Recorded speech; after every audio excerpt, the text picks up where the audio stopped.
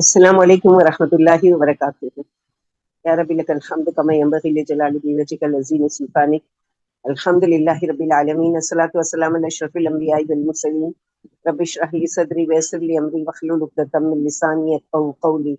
اللهم فقهنا فی الدین، اللهم فقهنا لما تحب وترضى، اللهم الهمنی رشدی واعذنی من شر نفسی، اللهم انفعنی بما علمتنی وعلمنی ما ينفعني وزدنا علما وزدنا علما وزدنا علما۔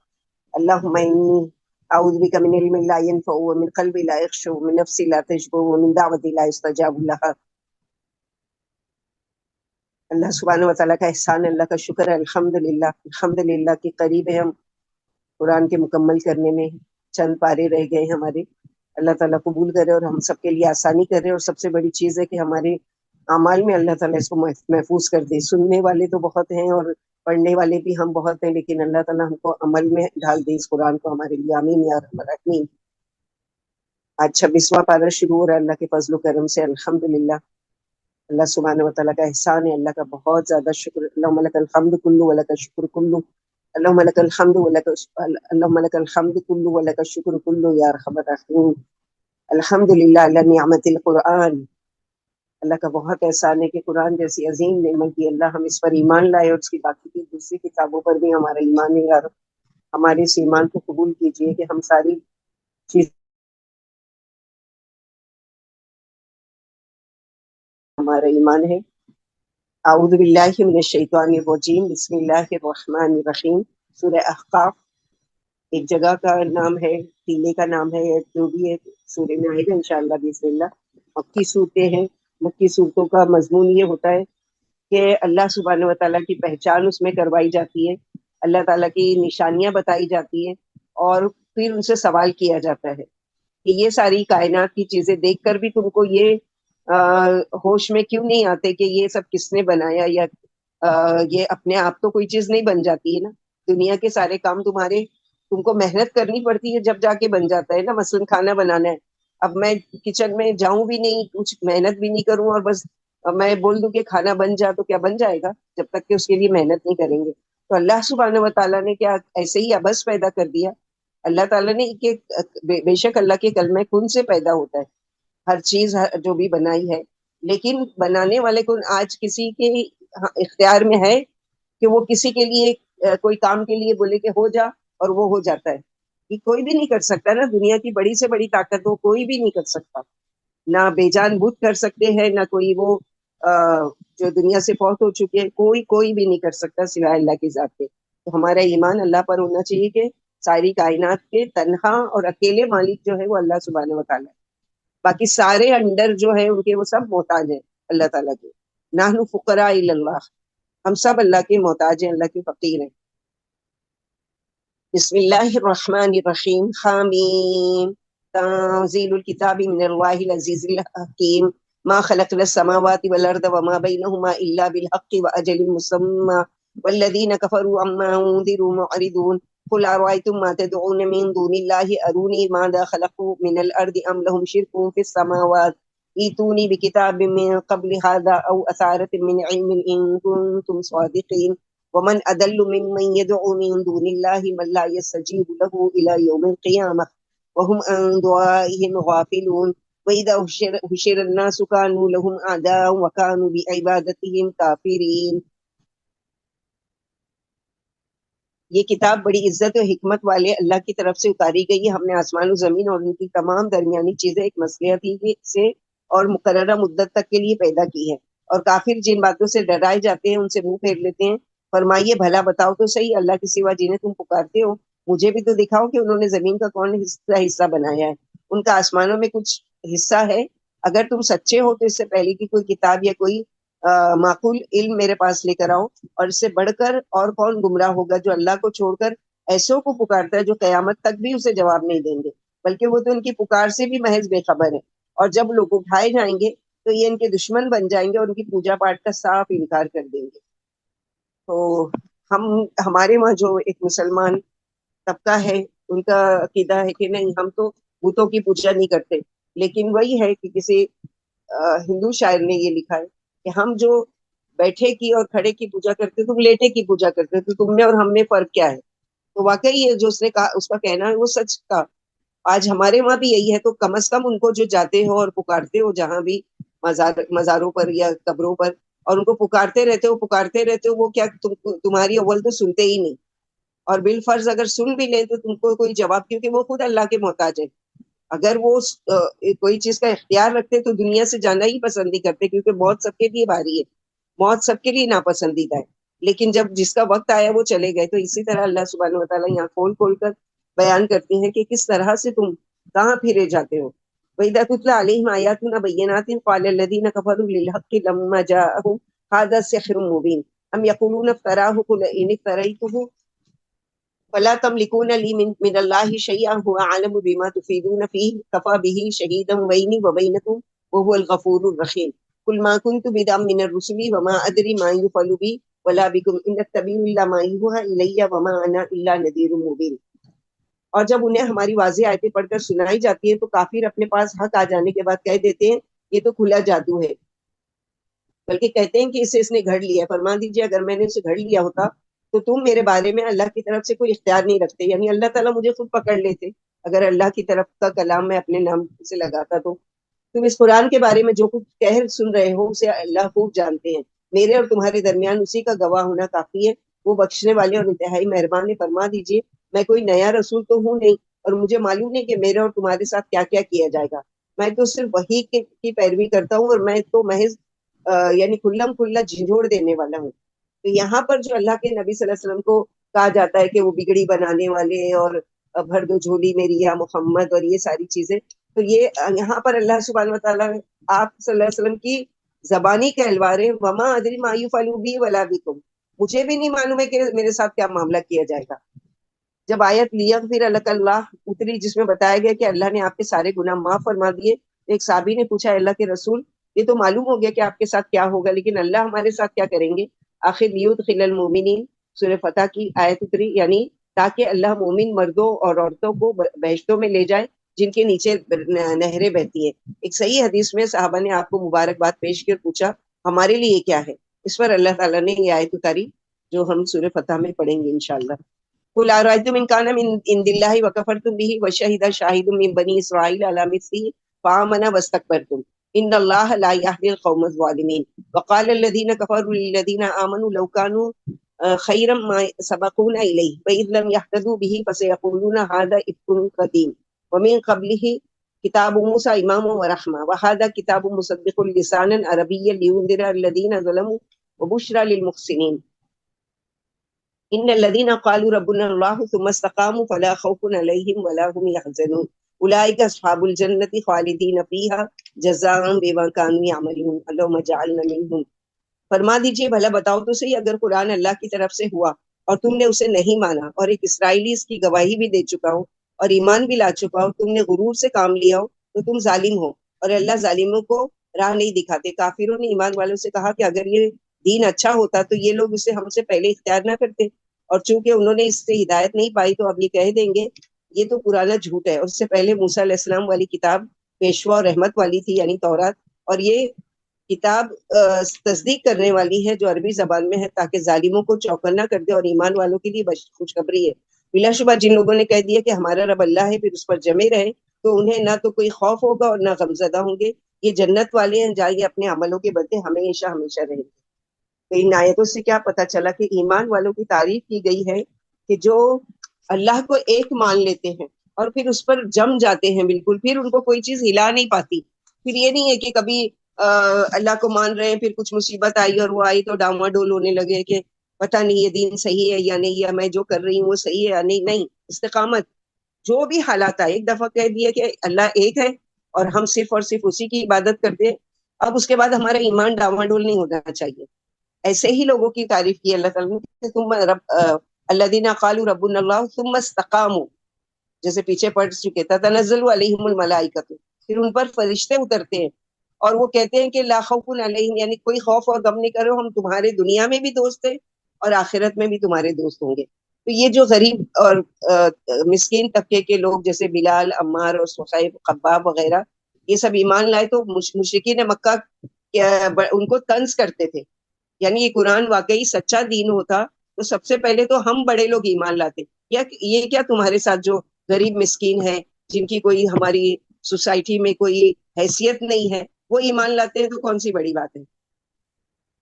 ووصينا الإنسان بوالديه إحسانا حملته أمه كرها ووضعته كرها وحمله وفصاله 30 شهرا حتى إذا بلغ أشده وبلغ 40 سنة قال ربي أوزعني أن أشكر نعمتك التي أنعمت علي وعلى والدي وأن أعمل صالحا ترضاه وأصلح لي في ذريتي إني تبت إليك وإني من المسلمين أولئك الذين نتقبل عنهم أحسن ما عملوا ونتجاوز عن سيئاتهم في أصحاب الجنة وعد الصدق الذي كانوا يوعدون. ہم نے انسان کو ماں باپ کے ساتھ اس نے سلوک کا حکم دیا ہے.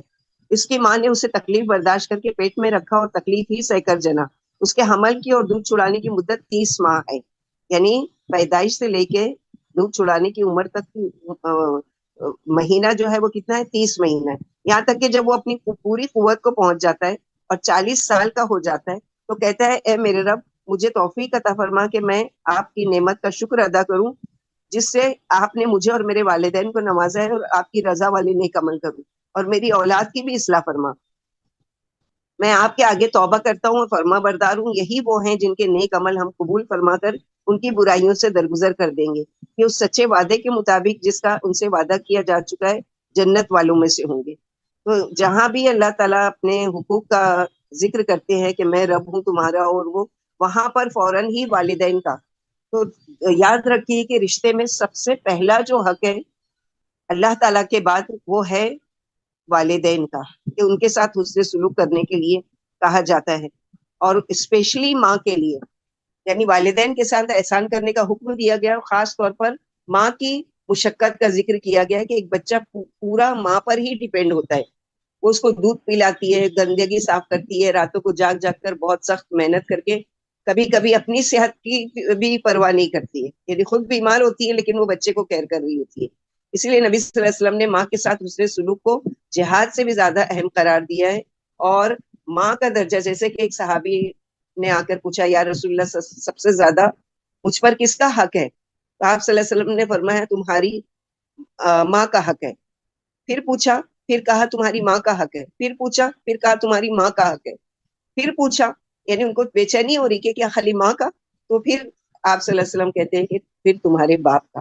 یعنی ایک مرتبہ باپ کا 3 مرتبہ، کیونکہ باپ کا ایک رول ہوتا ہے چلو ماں اور باپ دنیا میں لانے کا سبب بنے، لیکن وہ ٹیک کیئر کرتے ہیں، مال خرچ کرتے ہیں، وہ ٹھیک ہے، لیکن جو تکلیف 24 آور کی ایک بچے کے ساتھ ماں اٹھاتی ہے باپ اس میں وہ نہیں ہوتا ہے. وہ اپنی ڈیوٹی پہ چلے جاتے ہیں، اپنے کام پہ چلے جاتے ہیں یا اپنے وقت پر سو جاتے ہیں، لیکن ماں راتوں کو جاگ جا کر بچوں کو وہ کر رہی ہوتی ہے.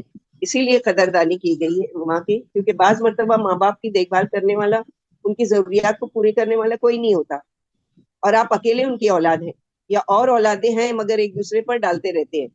جیسے واٹس ایپ پر ایک میسج پڑا تھا کہ بچپن میں بھائی بہن لڑتے تھے کہ میری ماں میری ماں میری ماں، یعنی ہر بچہ بولتا نہیں ہے میری ماں ہے میری ماں ہے. جب ماں باپ بوڑھے ہو گئے، اب تم کو ان کی ضرورت نہیں رہی، اب وہ تم کو بوجھ لگنے لگے، تو کہتے ہیں کہ یہ تیری ماں ہے، یہ تیری ماں، یہ تیری ماں، یعنی تو سنبھال، تو وہ کر، میں کیوں کروں. یا پھر یہ کہ ڈیوائڈ کر دیتے ہیں ماں باپ کو. یعنی جو گھر ان لوگوں نے بڑے ارمان سے بنایا اور اس میں اپنی اولادوں کی پرورش کی اور بڑی خوشی سے اس میں رکھا، بچوں کو بڑا کیا، وہی اولاد اب کیا کرتی ہے، ان کو یا تو گھر سے نکالنے کا سبب بن جاتی ہے، اور یا پھر یہ کرتی ہے کہ حصہ بانٹی کر دیتی ہے. یعنی تم ماں کو سنبھالو، میں باپ کو سنبھالوں گا، تم جاؤ وہ بیٹے کے پاس رہو، تم ماں وہ بیٹے کے پاس رہے گی. اس طرح وہ بڑھاپے کی عمر میں ان کو جدا کر دیتے ہیں، جو شروع سے ایک ساتھ رہے، ایک جوڑے کے ساتھ رہے اور اس طرح سے پالا پوسا. تو کتنا بڑا ظلم ہے یہ. اسلام کی خوبصورتی یہی ہے کہ جن کا ہم پر حق ہے وہ تمام حقوق کو تاکیدی حکم دیا گیا ہے. اور احسان کے درجے پر ماں باپ کے ساتھ یہاں پر سلوک کرنے کا کیا ہے؟ احسان کے درجے پر کرنا ہے. کہ احسان کے 2 طریقے ہوتے ہیں، یعنی کسی نے ہمارے ساتھ جیسا کیا ویسا ہی اس کے ساتھ سلوک کر دیا گیا، یہ بھی احسان ہے. اور والدین نے جو احسان کیے تو ان کے احسان کو مانیں، اس کی تعریف کریں، ان کی غیر موجودگی میں ان کے حسن سلوک کا ذکر کریں، ان کے لیے خوب خوب دعا کرنا ہے، بلکہ اپنی دعاؤں میں ضرور شامل کرنا ہے. رب ارحمہما کما ربیانی صغیرا.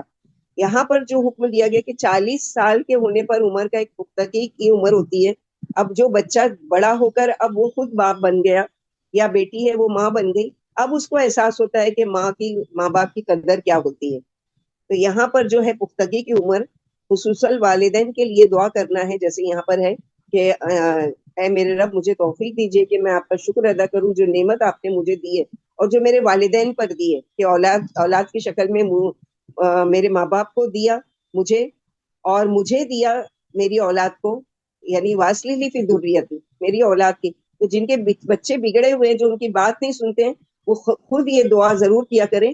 اور جو یہ ٹکڑا ہے نا اس میں واصلی لی فی ذریتی، اس کو 3 دفعہ ریپیٹ کیا کریں کہ اللہ تعالیٰ میری ذریت کی اصلاح فرما دیجیے. تو یہاں پر یہی بتایا گیا. اور جن کے ماں باپ دنیا سے جا چکے ہیں تو ان کی طرف سے صدقہ کرنا ہے، بلکہ اپنے ہر صدقے کے ساتھ یہ نیت کرنا ہے، ہر اپنی نیکی کے ساتھ یہ نیت کرنا ہے کہ یہ میری طرف سے اور میرے والدین کی طرف سے. اور اللہ تعالیٰ اس کی وجہ سے آپ کے اجر میں کمی نہیں کریں گے، بلکہ یہ ہے کہ دوہرا اجر ملے گا، کیونکہ والدین کے ساتھ نیکی جنت میں جانے کا سبب ہے. والدین کے نیک اعمال کے یعنی جو والدین نیک ہوتے ہیں، جیسے ہے نا کہ میں شکر کرتا ہوں کہ جو مجھ پر اور میرے والدین پر کیا، تو والدین کی جو نیکیاں ہیں وہ اولاد کے لیے حق کا ذریعہ بنتی ہے اور اولاد کے لیے اجر کا ذریعہ بنتی ہے. اور والدین کے نیک اعمال کے اثرات اولاد پر بھی ہوتے ہیں، جو سورہ کہف میں پڑھ چکے. وَكَانَ أَبُوهُمَا صَالِحًا، یعنی ان کی مال کی حفاظت کی گئی، ان کے مرنے کے بعد ان کے بچوں کی حفاظت کی گئی. کیونکہ ان کے ماں باپ نیک تھے. تو ماں باپ کو بھی چاہیے کہ نیک صالح رہیں، ایک توحید پر قائم رہیں، اور اپنے بچوں کی بھی اچھی تربیت کریں کہ آگے چل کے وہ بھی یعنی تمہارے لیے صدقہ جاریہ بنے، ہر خیر کے کام کریں اور اس کا بدلہ اللہ سبحانہ وتعالیٰ تم کو دیتے. یعنی جنت کے 100 درجے اور ہر ایک درجے کا اس کے عمل کے مطابق ملے گا. اور ماں باپ کے اس سے سلوک کا بہت ہی زیادہ یعنی اللہ سبحانہ وتعالیٰ نے کئی دفعہ اس چیز کے بارے میں فرمایا ہے. اور دوسری چیز یہاں پر یہ فرمائی گئی ہے کہ یاد رکھے کہ ماں باپ کی اول تو کہا گیا ہے 2-3 جگہ ہم لوگوں نے پڑھا کہ جیسے کہ وہ خیر کی دعا مانگتے ہوئے نہیں رکتا، ویسے ہی وہ شر کی دعا بھی مانگتا ہے لیکن اللہ تعالیٰ اس کی قبول نہیں کرتے. لیکن کبھی کبھی ماں باپ کی بد دعا قبول ہو جاتی ہے، اس لیے اولاد کے حق میں کبھی بھی بد دعا نہیں کرنا ہے. جیسے جریج کا واقعہ ہے کہ جریج پہلے کے زمانے کا بہت ہی عبادت گزار مسلمان تھا، بندہ تھا، بہت ہی نیک، اور اپنے حجرے میں بس اللہ اللہ کیا کرتا تھا، عبادت کیا کرتا تھا، نہ اپنی ذات سے کسی کو پریشان کرتا تھا، نہ کوئی گناہ کے کام کرتا تھا. تو ایک مرتبہ اس کی والدہ اس سے ملنے کے لیے آئی اور آواز دی یا جریج یا جریج، لیکن جریج اپنی عبادت میں نماز میں مشغول تھے اس لیے نہیں سنے. دوسرے دن بھی ماں آئی اور اس کو آواز دے رہی ہے لیکن انہوں نے نہیں سنا. تیسری مرتبہ جب آئی اور تو سمجھی کہ یہ اپنی عبادت میں مشغول رہتا ہے اور شاید یہ جان بوجھ کر مجھے جواب نہیں دے رہا، تو اس کو بددعا دے کر گئی کہ جب تک کہ تجھے موت نہیں آئے، جب تک کہ تجھ پر کوئی بری عورت الزام نہیں لگائے. تو اللہ سبحانہ و تعالیٰ کو جو دکھانا ہوتا ہے وہ ہم کو یعنی حدیث کے ذریعے بتا دیا جاتا ہے. اب ہوا بھی ایسی کہ وہاں کے کچھ لوگ اس کی عبادت سے اور اس کے نیک وکار ہونے سے بہت زیادہ جیلسی تھے، بہت زیادہ یعنی ہرس کرتے تھے، بہت زیادہ اس سے وہ اس سے رہتے تھے، یعنی بہت زیادہ اس کے ساتھ وہ کرتے تھے، یعنی نہیں پسند کرتے تھے کہ یہ کیا ہے اللہ اللہ کرتے رہتا ہے ہمیشہ وہ کرتے. تو ان لوگوں نے کیا کیا، ایک پلان بنایا کہ ایک بدکار عورت کو تیار کیا اور تیار کر کے اس کو کہا کہ یعنی کسی نے اس کے ساتھ بدکاری کی اور وہ پریگننٹ ہو گئی. اور جب پریگننٹ ہو گئی، اس کو بچہ ہوا، تو لوگوں نے اس کو پیسہ دیا اور مال دیا اور کہا کہ اس کا الزام تو جریج پر لگا کہ یہ جریج کا بچہ ہے. تو اللہ سبحانہ و تعالیٰ نے جو ماں کی بد دعا تھی وہ قبول کی کہ وہ سارے مجمع میں بلا کر رسوا کیا گیا کہ یہ جریج کا بچہ ہے. یہ رسوائی ہو گئی.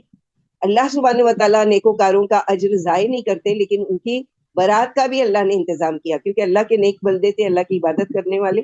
تو سب کے بیچ میں جریج نے کہا کہ اس بچے سے کہ یا رب آپ بہتر جانتے ہیں کہ میں گناہ گار نہیں ہوں اور یہ میری قوم مجھ پر الزام لگا رہی ہے.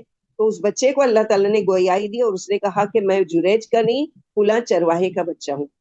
تو نیکوکاروں کی بھی دعا قبول ہوئی اور ماں کی بھی. تو اسی لیے کہا گیا ہے نا کہ نفل نماز بھی پڑھ رہے ہو تو اگر ماں آواز دے تو توڑ کر آؤ، یہاں پر اتنا حکم دیا گیا ہے. تو ماں باپ کے ساتھ حسن سلوک کرنے کا بہت زیادہ یعنی اجر و ثواب ہے اور بہت زیادہ. اور یاد رکھے کہ دنیا میں بہت سے ایسے کام ہے کہ جس کی دنیا میں ہی سزا مل جاتی ہے. اس میں سے ایک یہ ہے کہ والدین کے ساتھ اگر کوئی برا سلوک کرے گا، ان کا دل دکھائے گا یا ان کو رلائے گا یا ان کو تکلیف پہنچائے گا، تو اس کے لیے دنیا میں ہی سزا ہے. اس لیے ماں باپ جن کے ابھی موجود ہیں، ان کو چاہیے کہ ان کی قدردانی کریں، ان کی عزت افزائی کریں، ان کے لیے دعا کریں، ان کی خدمت کریں، ان کے ساتھ حسن سلوک کریں، ان کی دلجوئی کریں، ان کو جو باتیں اچھی لگتی ہے وہ کام کریں.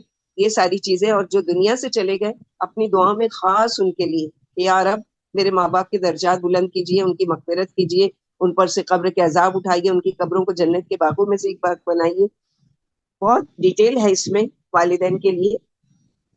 اور یہ دعا بھی یاد کرنا چاہیے اور پڑھتے رہنا چاہیے، کیونکہ یہ دعا اتنی جامع ہے، خود ہمارے لیے، ہمارے ماں باپ کے لیے اور ہماری اولاد کے لیے اس میں ہے. اور انی تبت الیک و انی مسلمین، یعنی میں آپ کی طرف رجوع کرتا ہوں اور آپ سے توبہ کرتا ہوں اور آپ کا فرما بردار بنتا ہوں. تو ضرور دعا یاد کریں اور ضرور اپنی دعاؤں میں اس کو شامل کریں.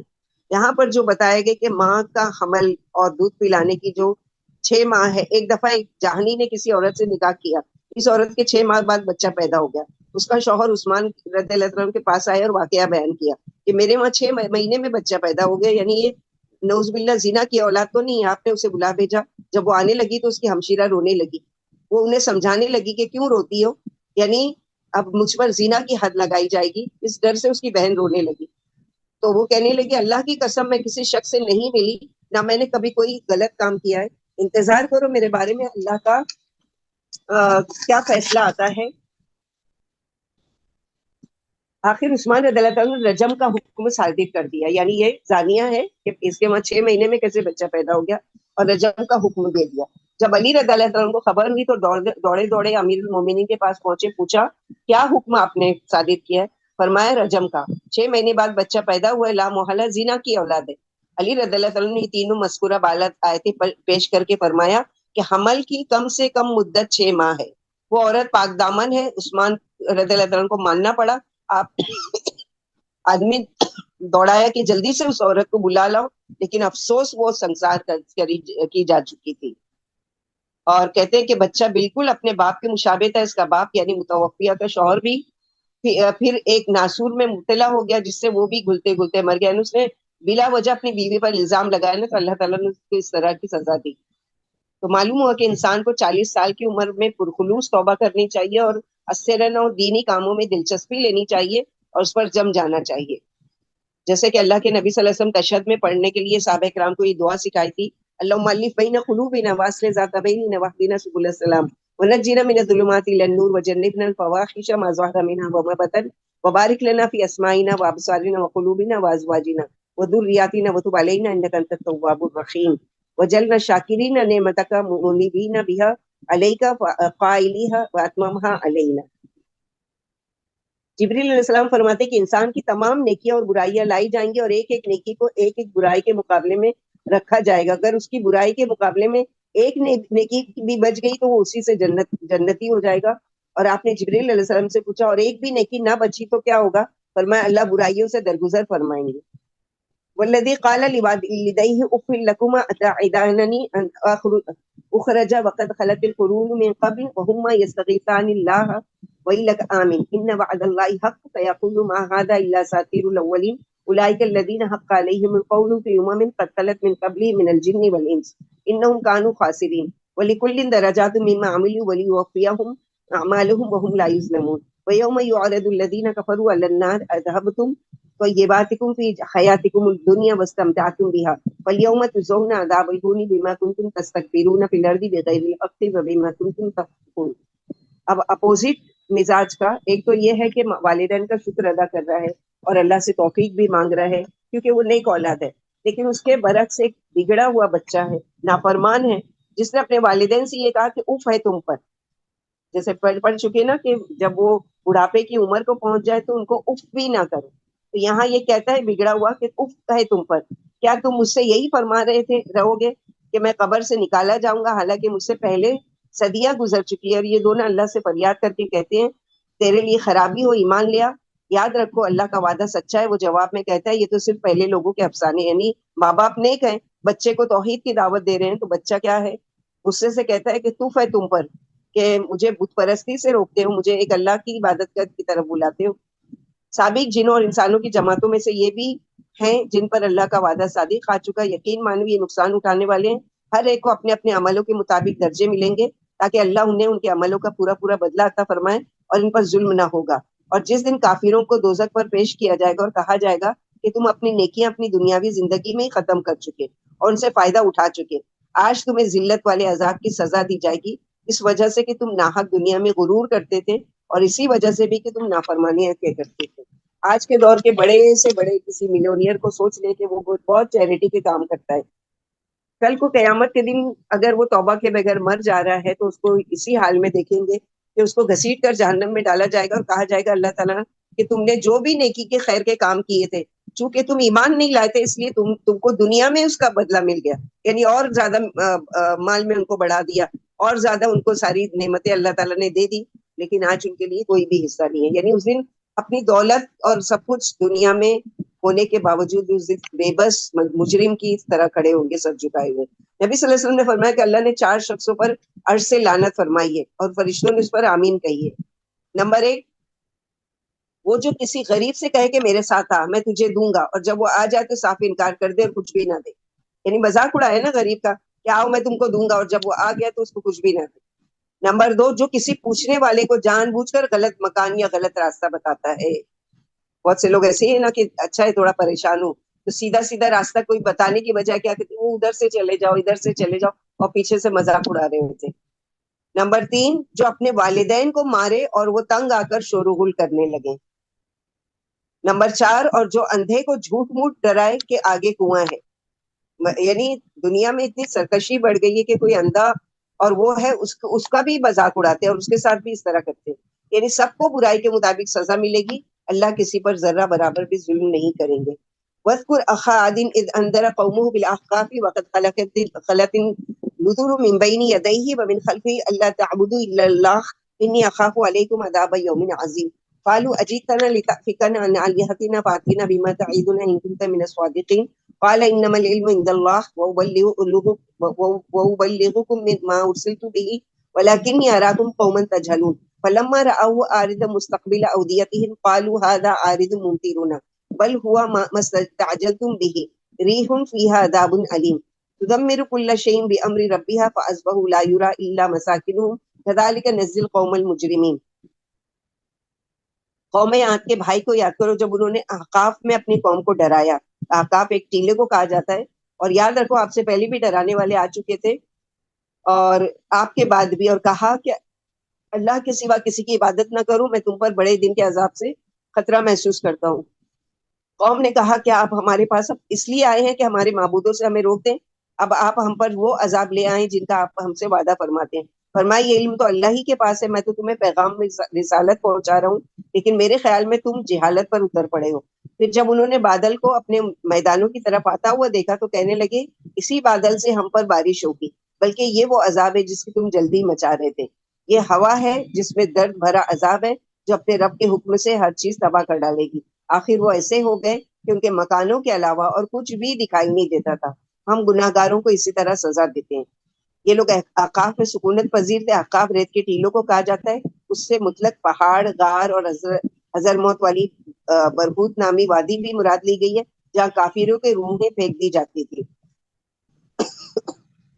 تو یہ قوم ایسی تھی کہ ان کے اوپر اس طرح کا عذاب آیا کہ بہت سخت گرمی اور بہت سخت دھوپ کی حالت میں ایک ٹکڑا بادل کا نظر آیا تو بڑی خوشی خوشی یہ لوگ گئے کہ اب بارش برسے گی, اور جا کر اس بادل کے نیچے کھڑے ہو گئے اور بادل سے آگ گری اور ان سب کو بھسم کر کے رکھ دیا. عائشہ صدیقہ فرماتی میں نے کبھی آپ صلی اللہ علیہ وسلم کو اس طرح ہنستے ہوئے نہیں دیکھا کہ آپ کی یعنی کچلیاں نظر آئیں, یعنی جو مسوڑے وغیرہ, آپ صرف مسکرایا کرتے تھے. جب بادل یا آندھی آتی تو بے قرار ہو جاتے. ایک دن میں نے پوچھ ہی لیا کہ لوگ تو گھٹا دیکھ کر خوشی مناتے ہیں, آپ کیوں فکر مند ہو جاتے ہیں؟ فرمایا عائشہ میں کیسے مطمئن ہو جاؤں کہ اس میں عذاب نہیں ہے. یعنی ایک قوم کے ساتھ یہی ہوا نا کہ اسی ہوا نے اس کو تباہ کیا, اسی بادل سے وہ خوش ہو کر اس کے نیچے گئے اور ان کو تباہ کر دیا گیا. ایک قوم نے عذاب کی گھٹا دیکھ کر کہا تھا لو بارش آ گئی، گھٹا آ گئی یا بارش ہوگی. آپ جب کبھی آسمان کے کنارے سے ابر آتا دیکھتے تو سارے کام حتیٰ کہ نماز تک چھوڑ کر یہ دعا مانگنے لگتے، اللہم انی اعوذ بک من شر ما فیہ. اور پھر جب بادل کھل جاتا تو اللہ کی حمد یعنی اللہ کا شکر ادا کرتے، یا برس جاتا تو کہتے اللہم انی اسألک من فضلک، اے اللہ میں تجھ سے اس کی بھلائی اور اس میں جو کچھ ہے، اللہم اس کا خیرہ و خیرہ ما فیہا واعوذ بک من شرہا و شر ما فیہا. اس طرح دعا مانگا کرتے تھے. یعنی بادلوں کو دیکھ کے اللہ کے رسول گھبرا رہے ہیں اور ہم کچھ بھی نہیں سمجھتے کہ ہمارے ساتھ کیا ہونے والا ہے، کیونکہ ہم اپنے آپ کو یہی سمجھتے ہیں نا کہ ہم تو ایسے کوئی کام کرتے ہی نہیں کہ ہم پر عذاب آئے گا. تو یاد رکھیے کہ اللہ سبحانہ و تعالیٰ کو پتا ہے کہ ہم کیا ہے، تو ہم کو اپنے اعمال سے اور اس اللہ کی نافرمانی کے کاموں سے ڈرنا چاہیے. وَلَقَدْ مَكَّنَّاهُمْ فِي مَا إِن مَّكَّنَّاكُمْ فِيهِ وَجَعَلْنَا لَهُمْ سَمْعًا وَأَبْصَارًا وَأَفْئِدَةً فَمَا أَغْنَىٰ عَنْهُمْ سَمْعُهُمْ وَلَا أَبْصَارُهُمْ وَلَا أَفْئِدَتُهُم مِّن شَيْءٍ إِذْ كَانُوا يَجْحَدُونَ بِآيَاتِ اللَّهِ وَحَاقَ بِهِم مَّا كَانُوا بِهِ يَسْتَهْزِئُونَ. وَلَقَدْ أَهْلَكْنَا مَا حَوْلَكُم مِّنَ الْقُرَىٰ وَصَرَّفْنَا الْآيَاتِ لَعَلَّهُمْ يَرْجِعُونَ فَلَوْلَا نَصَرَهُمُ الَّذِينَ اتَّخَذُوا مِن دُونِ اللَّهِ قُرْبَانًا آلِهَةً بل دلوا عنهم ذلك وذلك افكهم وما كانوا يفترون.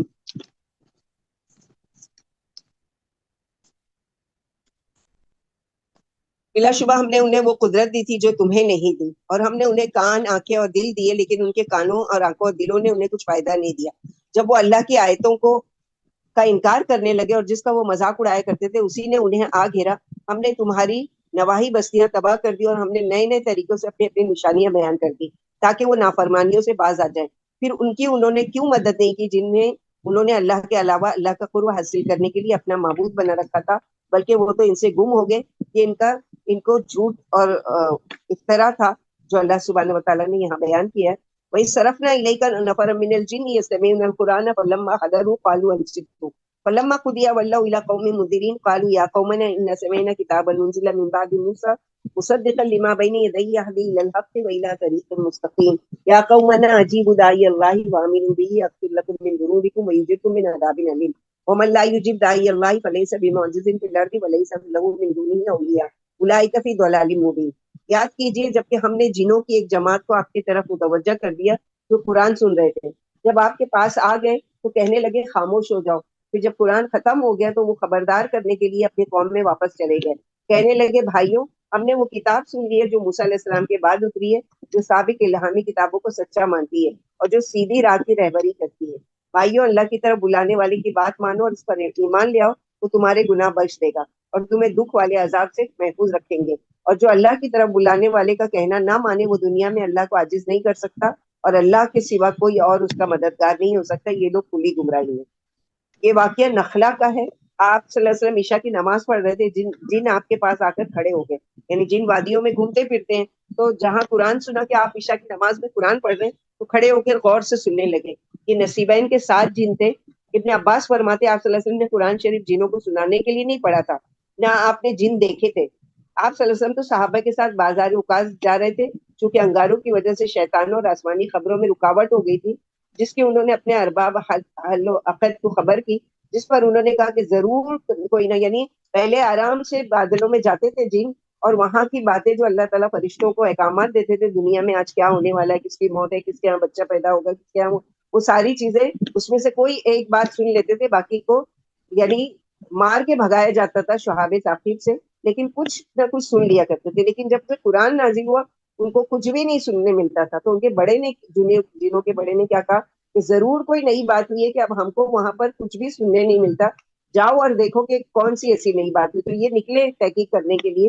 تو دیکھا ان لوگوں نے، چنانچہ تحقیق کے لیے شیطان دنیا میں پھیل گئے. ایک جماعت عرب میں علاقہ حجاز میں مکہ معظمہ کے قریب بھی پہنچی. آپ اکاس جاتے ہوئے مقام نخلا میں صحابہ کو فجر کی نماز پڑھا رہے تھے. جب انہوں نے قرآن سنا تو ٹھہر گئے اور غور سے سننے لگے اور سمجھ گئے کہ یہی وجہ ہے کہ آسمانی خبریں اب ہم تک نہیں پہنچتی اور سننے سے پہلے ہی انگارے مار دیے جاتے ہیں. پھر یہ قوم سے آ کر کہنے لگے ہم نے نیکی کی طرف رہنمائی کرنے والا قرآن سن لیا ہے جو عجیب و غریب ہے، ہم تو اسے سنتے ہی ایمان لے آئے اور شرک سے توبہ کر لی.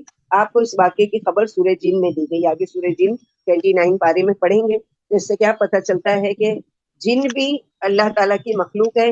جنوں کے لیے بھی اللہ سبحانہ و تعالیٰ نے جیسے کہ سورہ زاریات جب ہم پڑھیں گے وما خلقت الجن والانس الا لیعبدون، یعنی اللہ تعالیٰ نے جیسے انسانوں کو اپنی عبادت کے لیے پیدا کیا ہے ویسے جنوں کو بھی پیدا کیا ہے، اور جن بھی اللہ کی عبادت کرتے ہیں ان میں بھی مسلمان ہیں اور ان میں بھی کافر ہیں. تو یہاں پر یہی ہے کہ ان لوگوں نے یعنی کتنے اچھے تھے کہ انہوں نے سنا قرآن، اور سننے کے بعد کیا ہے کہ فوراً اپنی قوم کو خبردار کرنے لگے. ابھی تو نبی صلی اللہ علیہ وسلم نے ان کو دین کی دعوت بھی نہیں دی تھی، قرآن کو صرف سنا سمجھا اور جا کے اپنی قوم کی اصلاح کر رہے ہیں. تو یہ چیز ہے کہ قرآن ہم سنتے تو بہت ہیں، لیکن اللہ کرے کہ ہم خود اپنی اصلاح کرنے والے بھی بن جائیں اور لوگوں کی بھی اصلاح کرنے والے بن جائیں. اولم يروا ان الله الذي خلق السماوات والارض ولم يعي بخلقهن بقادر الا ان يحيي الموتى بلى انه على كل شيء قدير ويوم يعرض الذين كفروا على النار اليس هذا بالحق قالوا بلى وربنا قال فذوقوا العذاب بما كنتم تكفرون فاصبر كما صبر اولو العزم من الرسل ولا تستعجل لهم كانهم يوم يرون ما يوعدون لم يلبثوا الا ساعة من نهار بلاغ فهل يهلك الا القوم الفاسقون. کیا انہوں نے دیکھا نہیں کہ جس اللہ نے آسمان و زمین بنایا ان کے پیدا کرنے سے وہ تھکے نہیں؟ وہ بلا شبہ مردے زندہ کر دینے پر قادر ہے. بے شک وہ ہر چیز پر بڑی قدرت رکھنے والے ہیں. اور جس دن کافر دوزخ کے سامنے پیش کیے جائیں گے اور ان سے کہا جائے گا کیا یہ جہنم نہیں ہے؟ کہیں گے ہمارے رب کی قسم جہنم ہی ہے. فرمائیں گے اب اپنے کفر کا مزہ چکھو. آپ بھی بلند ہمت رسولوں کی طرح صبر فرمائیے اور ان کے لیے عذاب مانگنے میں جلدی نہ کیجیے. یہ جس دن عذاب کو دیکھ لیں گے جس کا ان سے وعدہ کیا جا چکا ہے تو انہیں ایسا معلوم ہوگا کہ دن کی ایک گھڑی بھر دنیا میں ٹھہرے تھے، ہمارا کام پہنچا دینا ہے، صرف بدکار ہی ہلاک ہوتے ہیں. یہاں جو بتایا گیا یعنی جہنم میں جھونکے جانے سے پہلے ایک دفعہ اور کافروں کو جہنم کے کنارے لا کر کھڑا کیا جائے گا اور انہیں لاجواب اور شرمندہ کرنے کے لیے ان سے پوچھا جائے گا ذرا بتاؤ تو صحیح ہمارے رسول ہمارے عذاب سچے ہیں یا نہیں؟ اب بھی تمہیں یقین آیا کیا یہ جادو ہے؟ تمہاری آنکھیں پھوٹی تو نہیں؟ کیا یہ دیکھ رہے ہو؟ کیا یہ حق نہیں ہے؟ چاروں ناچار اقرار کرنا پڑے گا کہ ساری باتیں برحق ہیں. کہیں گے اب ہماری آنکھیں کھل گئی اور دل ایمان سے بھر گئے. اب تو ہمیں ذرا سا بھی شک نہیں کہ حکم ہوگا کہ اب تم اپنے کفر کا مزہ چکھو. یعنی آج تم مان لے رہے ہو یہ ساری چیزیں دیکھ کر، کل کو تم کو قرآن کے ذریعے سے اللہ کے رسول کے ذریعے سے یہ ساری چیزوں کی خبر دی جاتی تھی لیکن تم اس پر یقین نہیں کرتے تھے اور اپنے کفر پر ہی اڑے رہے. الحمدللہ الذی بنعمتہ تتم الصالحات. اگلی سورہ ہے سورہ محمد جو آپ صلی اللہ علیہ وسلم کے نام پر رکھی گئی. جیسے پہلے بھی ہم پڑھ چکے ہیں سورہ یونس ہے، سورہ ہود ہے، سورہ یوسف ہے، سورہ ابراہیم ہے. اسی طرح محمد صلی اللہ علیہ وسلم کے نام پر یہ سورہ، اور اس سورہ کا دوسرا نام ہے سورہ قتال کیونکہ اس میں قتال جنگ اور اس کی کا بھی ذکر ہے. اور یہ مدنی سورت ہے یعنی مکہ آپ صلی اللہ علیہ وسلم کی ہجرت کے بعد یہ سورہ نازل ہوئی. بسم اللہ الرحمن الرحیم. الذين كفروا وصدوا عن سبيل الله اضل اعمالهم والذين امنوا وعملوا الصالحات وآمنوا بما نزل على محمد وهو الحق من ربهم كفر عنهم سيئاتهم وأصلح بالهم ذلك بأن الذين كفروا اتبعوا الباطل وأن الذين آمنوا اتبعوا الحق من ربهم كذلك يضرب الله للناس أمثالهم. جنہوں نے کفر کیا اور لوگوں کو اللہ کی راہ پر یقین آ گیا جو محمد صلی اللہ علیہ وسلم پر اتری اور ان کے رب کی طرف سے برحق ہے، اللہ ان کی برائیاں مٹا دیں گے اور ان کا حال سنوار دیں گے. یہ اس لیے کہ کافروں نے باطل کی پیروی کی اور مومنوں نے اپنے رب کی طرف سے بھیجے ہوئے سچے دین کی اتباع کی. اسی طرح اللہ لوگوں سے ان کے حالات بیان کرتے ہیں. تو اللہ تعالیٰ کا فرمان ہے کہ میرے مومن بندے اس کتاب پر ایمان لاتے ہیں، اچھی طرح اس کی تلاوت کرتے ہیں، اس کے قرآن میں غور و تدبر کرتے ہیں. افلا یتدبرون القرآن، تو دوبر سے کہتے ہیں پیچھے پیچھے آنا، یعنی ایک آیت پڑھی اس کو سمجھا، اس کو فالو کیا، اس کو اپنے عمل میں ڈھالا، پھر آگے پڑھے، پھر ایک آیت پڑھی، اس طرح سے فالو کرتے ہیں. اور یہاں جو ہے یصلح بالکم تو واصلح بالہم، تو یہ جو دعا ہے یہ کب ہم لوگوں کو پڑھنے کا حکم دیا گیا ہے؟ ایک حدیث میں کہ جس کسی کو چھینک آئے اور چھینک آنے پر اس کو کہنا چاہیے الحمدللہ، اور جو سامنے موجود تھا جس نے اس کا الحمدللہ سنا اس کو کہنا چاہیے یرحمک اللہ. پھر جس نے چھینکا پہلے، جس نے الحمدللہ کہا تھا، اب وہ اس کو کیا جواب دے گا؟ وَيُصْلِحْ بَالَكُمْ، یعنی اللہ تعالیٰ تمہارے حال کی اصلاح کرے. یہ سنت کا طریقہ ہے. یہ چھوٹی چھوٹی چیزیں کیا ہے اگر ہم اللہ کے نبی صلی اللہ علیہ وسلم کے طریقے پر کریں گے. چھینک تو آنا ایک کامن بات ہے، تو اگر اکیلے ہیں تو الحمدللہ کہیں گے، کوئی سن رہا ہے تو جواب دے گا یرحمک اللہ، ہم اس کے یرحمک اللہ کے جواب میں کہیں گے وَيُصْلِحْ بَالَكُمْ، کہ اللہ تعالیٰ تمہاری معاملات کی اصلاح کرے. تو یہ سنت کا طریقہ کرنے پر ایک تو یہ ہے کہ اجر و ثواب بہت زیادہ ہے، دوسرے یہ کہ اللہ سبحانہ و تعالیٰ کی عبادت ہے یہ کہ ان چھوٹی چھوٹی سنتوں پر عمل کرنا، جس کو ہم بالکل بھول چکے، یا تو پھر علم نہیں ہے ہم کو کہ ہم نہیں کرتے، یا شرماتے ہیں کہ یہ کیا بات ہوئی، اب ٹھیک ہے تو وہ جواب دے، پھر میں جواب دوں، پھر وہ جواب دے. تو یہ سوچ کر کریں کہ یہ عبادت ہے اللہ تعالیٰ کی، اور یہ اللہ کی نبی صلی اللہ علیہ وسلم کی سنت ہے، اور مجھے اس پر اجر و ثواب ملے گا سنت پر عمل کرنے کا.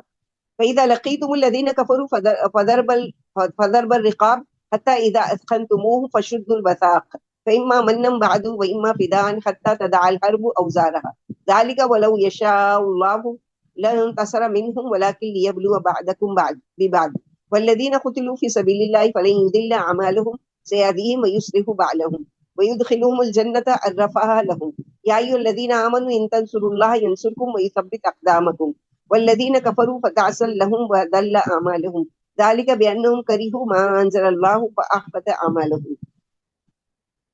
پھر جب تم کافروں سے بھیڑ جاؤ تو گردنوں پر مارو، یہاں تک کہ جب تم ان کا خون بہا چکو تو مضبوط باندھ لو، یعنی گرفتار کر لو، قید کر لو. پھر تمہیں اختیار ہے یا تو احسان رکھ کر ان کو چھوڑ دو، یا فدیہ لے کر جب تک جنگ اپنے ہتھیار نہ رکھ دے، یعنی یہی حکم ہے. اور اگر اللہ چاہتے تو آپ ہی ان سے انتقام لے لیتے، لیکن اس کی یہ مرضی ہے کہ وہ اس سے ایک دوسرے کو آزمائیں. اور جو اللہ کی راہ میں شہید کر دیے گئے، اللہ ان کے عمل ہرگز ہرگز برباد نہیں کریں گے، اور ان کی رہنمائی فرمائیں گے، اور ان کی حالت سنوار دیں گے، اور انہیں اس جنت میں داخل فرما دیں گے جس کا ان سے تعارف قرار دیا گیا ہوگا.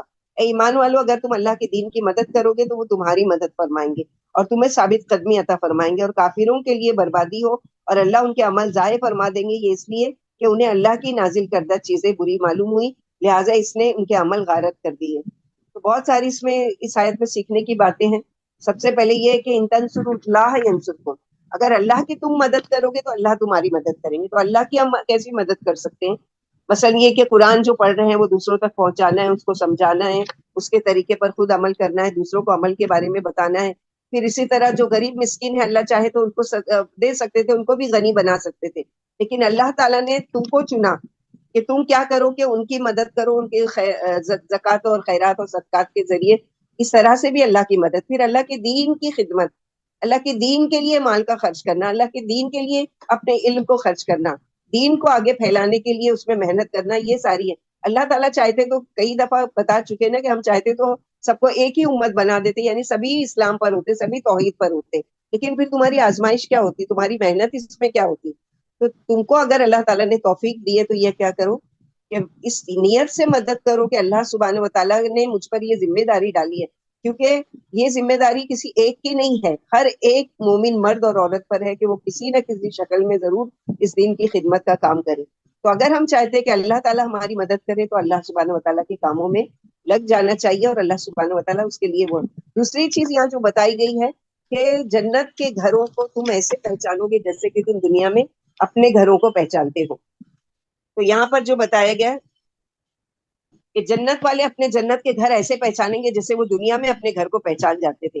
نبی صلی اللہ علیہ وسلم نے فرمایا کہ مجھے امید ہے کہ تم اپنی نیک اولاد سمیت وہاں کوئی راستہ پوچھنے کی ضرورت نہیں پڑے گی، ڈائریکٹ تم اپنے گھروں کو چلے جاؤ گے. جنت میں داخل ہونے سے پہلے وہاں اپنی رہائش گاہ کو کون سے ایسے اعمال کریں گے جو جنت میں گھر بنانے والے ہیں. یعنی بہت سارے ایسے ہیں اعمال کے جو جنت میں گھر بنانے والے ہیں، جیسے کہ دن بھر کی 12 رکعت سنت جو پڑھتا ہے روزانہ اس کا گھر جنت میں بن جاتا ہے. اس کے علاوہ کم از کم ہم لوگوں نے جو ایک ٹاپک لیا تھا سیٹرڈے کا، جنت کی تلاش میں، اس میں ایک نہیں 72 ایسے اعمال ہیں جن کو یعنی اگر ہم کرتے ہیں تو روزانہ جنت میں ایک گھر بنتا ہے. تو فرض نماز کی ادائیگی، یعنی 5 وقت کی نماز پڑھنا، نماز اور فجر اور نماز عصر کی خاص طور پر. پھر سنن موقدہ جو 12 رکعت ہے. پھر ہر نماز سے پہلے تحیۃ الوضو ہے. خشوع اور حضور قلب سے 2 رکعت نماز پڑھنا. اللہ کے لیے زیادہ سجدے کرنا. عبادت کے لیے بکثرت مساجد میں جانا، مسجدیں بنانا کہ دنیا میں جو اللہ کے گھر کو بنائے گا اللہ تعالیٰ اس کے لیے جنت میں گھر بنائیں گے.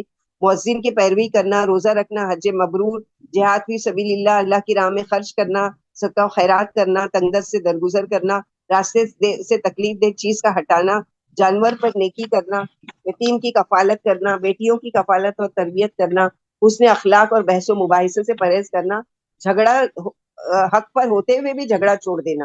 جیسا کہ اللہ کے نبی صلی اللہ علیہ وسلم نے فرمایا کہ میں تمہارے لیے اس کے لیے جنت کی بیچوں بیچ گھر کی ضمانت دیتا ہوں، جو جھگڑے پر ہوتے ہوئے بھی، یعنی حق پر تھا، اس کا حق تھا، لیکن ایک جھگڑا کرنے والا اس سے بحث میں آگے بڑھ رہا ہے اور جھگڑے کو ختم نہیں کر رہا ہے، یہ کہتا ہے کہ ٹھیک ہے میں چھوڑتا ہوں، اپنا حق بھی چھوڑ دیتا ہوں. اب اس کی وجہ سے اللہ کے نبی صلی اللہ علیہ وسلم نے کہا کہ میں تمہیں ضمانت دیتا ہوں جنت کے بیچوں بیچ گھر کی. تو بہت سارے اعمال ہیں، انشاءاللہ باذن اللہ کبھی ہم لوگ یہ ایک پھر سے لیں گے کہ جنت کی تلاش میں، یعنی جنت کو حاصل کرنے کے والے کون کون سے اعمال ہیں جو بہت آسان بھی ہیں اور اپنے نفس کو کچلنے والے، تو ان کو ضرور کرنے کی کوشش کریں گے انشاءاللہ باذن اللہ. ایک مرتبہ پھر سے یہ لیں گے کہ جنت کی تلاش میں، انشاءاللہ اس کی ریکارڈنگ کریں گے تاکہ بہت سے لوگوں کو اس کا فائدہ پہنچے انشاءاللہ باذن اللہ. اب یہاں جو شہیدوں کے بارے میں بتایا گیا کہ نبی صلی اللہ علیہ وسلم نے فرمایا کہ شہید کو 6 باتیں عطا کی جاتی ہیں. اس کے خون کے پہلے قطرے سے اس کے گناہ مٹا دیے جاتے ہیں، اسے اس کا جنت والا گھر دکھا دیا جاتا ہے، اس کا بڑی بڑی آنکھوں والی اور گورے جسم والی حوروں سے جوڑا لگا دیا جاتا ہے، وہ عظیم گھبراہٹ اور عذاب قبر سے بے خوف رہتا ہے اور اسے ایمان کے سلے سے سجا دیا جاتا ہے. ایک حدیث میں ہے اس کے سر پر تاج رکھا جاتا ہے جو موتی اور یاقوت سے آراستہ ہوتا ہے، جس کا ہر یاقوت دنیا اور دنیا کی تمام دولت سے بیش بہا ہے. اسے بڑی بڑی آنکھوں والی 72 حوریں ملتی ہیں اور خاندان کے 70 شخصوں کے بارے میں اس کی سفارش قبول کی جاتی ہے. علاوہ قرض کے شہید کا ہر گناہ معاف کر دیا جاتا ہے. شہید کی سفارش اپنے خاندان کے 70 بھائی بندوں کے بارے میں قبول ہوگی. نبی صلی اللہ علیہ وسلم نے فرمایا کہ جب ایمان والے جہنم کی آگ سے رہائی پائیں گے تو جنتی جنت اور دوزخ کے درمیان ایک پل پر روک لیے جائیں گے اور باہمی مظالم کا انتقام لیا جائے گا. جب بالکل پاک و صاف ہو جائیں گے تو جنت میں جانے کی اجازت ملے گی. اس کی قسم جس کے ہاتھ میں میری جان ہے، تم میں سے ہر شخص اپنے دنیاوی گھر کی بنسبت جنتی گھر کو خوب پہچان جائے گا. یعنی جیسے دنیا میں ہم رکشے سے، ٹیکسی سے، گاڑی سے، کوئی سے بھی آ رہے ہوتے ہیں تو کیسے ڈائریکشن، اب لیفٹ چلو، اب سیدھا چلو، اب رائٹ میں جاؤ، وہاں پر بھی ایسی کسی کو بولنے کی ضرورت نہیں پڑے گی کہ یہاں جاؤ اور وہاں جاؤ، ڈائریکٹ خود پہنچ جائیں گی کیونکہ وہ پہچان رہے ہوں گے. نبی صلی اللہ علیہ وسلم نے فرمایا روپے پیسے کا بندہ ہلاک ہوا، چادر کا بندہ برباد ہوا، غارت ہوا، ٹھوکریں کھائے اور اگر کانٹا لگ جائے تو نکلے نہیں، اللہ اسے دکھ سے اچھا ہی نہ فرمائے. ایسوں کے نیک عمل بھی بیکار ہے کیونکہ یہ اللہ کے اتارے ہوئے احکام ناپسند کرتے ہیں. یعنی بدعا کی اللہ کے نبی صلی اللہ علیہ وسلم نے کہ جو اپنی نفسانی خواہشات کے پیچھے لگ کر، یعنی اس کو اچھا لگتا ہے غیر اللہ کی عبادت کرنا، اس کو اچھا لگتا ہے بدعت کرنا، اس کو اچھا لگتا ہے اللہ تعالیٰ کی نافرمانی کے کام کرنا، تو یہاں پر اللہ کے نبی صلی اللہ علیہ وسلم نے اس کے لیے بددعا کی ہے. افلم یسیروا فی الارض فینظروا کیف کان عاقبۃ الذین من قبلہم دمر اللہ علیہم وللکافرین امثالها ذلک بان اللہ مولی الذین آمنوا وان الکافرین لا مولی لهم ان اللہ يدخل الذین آمنوا وعملوا الصالحات جنات تجری من تحتها الانہار والذین کفروا یتمتعون ویأکلون کما تأکل الانعام والنار مثوی لهم وکأین من قریۃ ہی اشد قوۃ من قریتک التی اخرجتک اہلکناہم فلا ناصر لهم. کیا یہ دنیا میں چلے پھرے نہیں کہ دیکھتے کہ ان سے پہلوں کا کیا انجام ہوا؟ اللہ نے انہیں ہلاک کر دیا، وہی حالات ان کافروں کی کو پیش آنے والے ہیں. یہ اس لیے کہ اللہ ایمان والوں کے کارساز ہے اور کافروں کا کوئی مددگار نہیں. بلا شبہ اللہ ایمان والوں اور نیک عمل کرنے والوں کو ان باغوں میں داخل فرمائیں گے جن میں نہریں بہ رہی ہیں اور کافر فائدہ اٹھا رہے ہیں اور جانوروں کی طرح کھا رہے ہیں. یعنی دنیا میں تو وہ فائدہ اٹھا رہے ہیں اور جانوروں کی طرح کھا رہے ہیں. ان کا ٹھکانہ آگے ہم نے بہت سی بستیوں کو جو آپ کی اس بستی سے جس نے آپ کو نکال دیا ہے، قوت میں کہیں زیادہ تھی، برباد کر دیا، پھر ان کا حمایتی کوئی نہیں ہے. جیسے کہ حدیث میں کہ مومن ایک آنت میں اور کافر 7 آنتوں میں کھاتا ہے. یعنی مومن بقدر زندگی کھاتا ہے کیونکہ زندگی سے اس کا مقصد عبادت ہے، کھانا نہیں. اور کافر ناک تک بھر لیتا ہے کیونکہ اس کی زندگی کا مقصد ہی کھانا پینا اور پہننا اوڑھنا ہے. پھر فرمایا کہ کافروں کو کفر و شرک کے بدلے جہنم کی طرح طرح کی سزائیں ملیں گی. ابن عباس فرماتے ہیں جب نبی صلی اللہ علیہ وسلم غار سور میں چھپے ہوئے تھے تو آپ مکہ کی طرف رک کر کے بولے، اے مکہ، تو تمام شہروں میں اللہ کو بہت پیارا ہے، مجھے بھی بہت محبوب ہے. اگر مجھے تجھ سے مشرک نہ نکالتے تو میں تجھ سے نہیں نکلتا. اللہ کا سب سے بڑا دشمن وہ ہے جس نے اللہ کے حرم میں زیادتی کی یا غیر قاتل کو قتل کیا یا جاہلیت کے جوش میں کسی کو قتل کیا. پھر اللہ نے اپنی نبی پر یہ آیت اتاری اور وہ دنیا کشادہ کر دیتے ہیں. تو صحابہ اکرام جو تھے دنیا میں ہی نیکی کا بدلہ ملنے پر بہت ہی ڈرا کرتے تھے. یعنی اگر کوئی نعمت ان کو مل جاتی تھی دنیا میں، کوئی خوشی مل جاتی تھی تو ڈر جاتے تھے کہیں اللہ تعالیٰ نے کافروں کی طرح ہم کو بھی تو دنیا میں سب کچھ ہماری نیکیوں کا بدلہ نہیں دے دیا. جیسے کہ عبد الرحمن بن عوف بہت ہی زیادہ مالدار صحابی تھے. ان کے پاس جب کھانا لایا گیا، وہ روزے سے تھے، تو انہوں نے کہا کہ مصعب بن عمیر یعنی اپنے اس ساتھی کو یاد کرنے لگے جن کا نام مصعب بن عمیر تھا کہ جب وہ شہید کیے گئے تو وہ مجھ سے بہتر تھے. انہیں جس چادر کا کفن دیا گیا اس سے ان کے سر چھپاتے تو پاؤں کھل جاتا اور پاؤں چھپاتے تو سر کھل جاتا. پھر ہمارے لیے دنیا کشادہ کر دی گئی. ہمیں تو یہ ڈر ہے کہ کہیں ہماری نیکیوں کا بدلہ ہمیں دنیا میں ہی نہ دے دیا جائے. اس کے بعد آپ رو پڑے اور کھانا بھی نہیں کھایا. یعنی اتنا ڈرتے تھے اگر کوئی نعمتیں مل جائے یا مالداری, حالانکہ منع بھی نہیں تھا کیونکہ اللہ تعالیٰ نے ان کو مالداری دے کر ایسے آزمایا تھا کہ خوب خوب اللہ کی راہ میں خرچ کیا کرتے. لیکن اس کے باوجود بھی کیا ہے, اللہ سے ڈر رہے ہیں کہ کہیں ایسا تو نہیں ہے کہ ہماری نیکیوں کا بدلہ ہم کو اللہ تعالیٰ نے دنیا میں ہی دے دیا ہے. افمن کان علی بینۃ من ربہ کمن زین له سوء عمله واتبعوا اهواءهم مثل الجنۃ التي وعد المتقون فيها انہار من ماء غیر آسن وانہار من لبن لم يتغیر طعمه وانہار من خمرۃ لذۃ للشاربین وانہار من عسل مصفى ولهم فيها من كل ثمرات ومغفرۃ من ربهم كمن هو خالد في النار وسقوا ماء حمیما فقطع امعاءهم. تو کیا وہ جو اپنے رب کے واضح راستے پر ہوں ان کی طرح ہو سکتے ہیں جنہیں ان کے برے عمل خوبصورت دکھائے گئے ہوں اور خواہشوں کے پرستار ہوں؟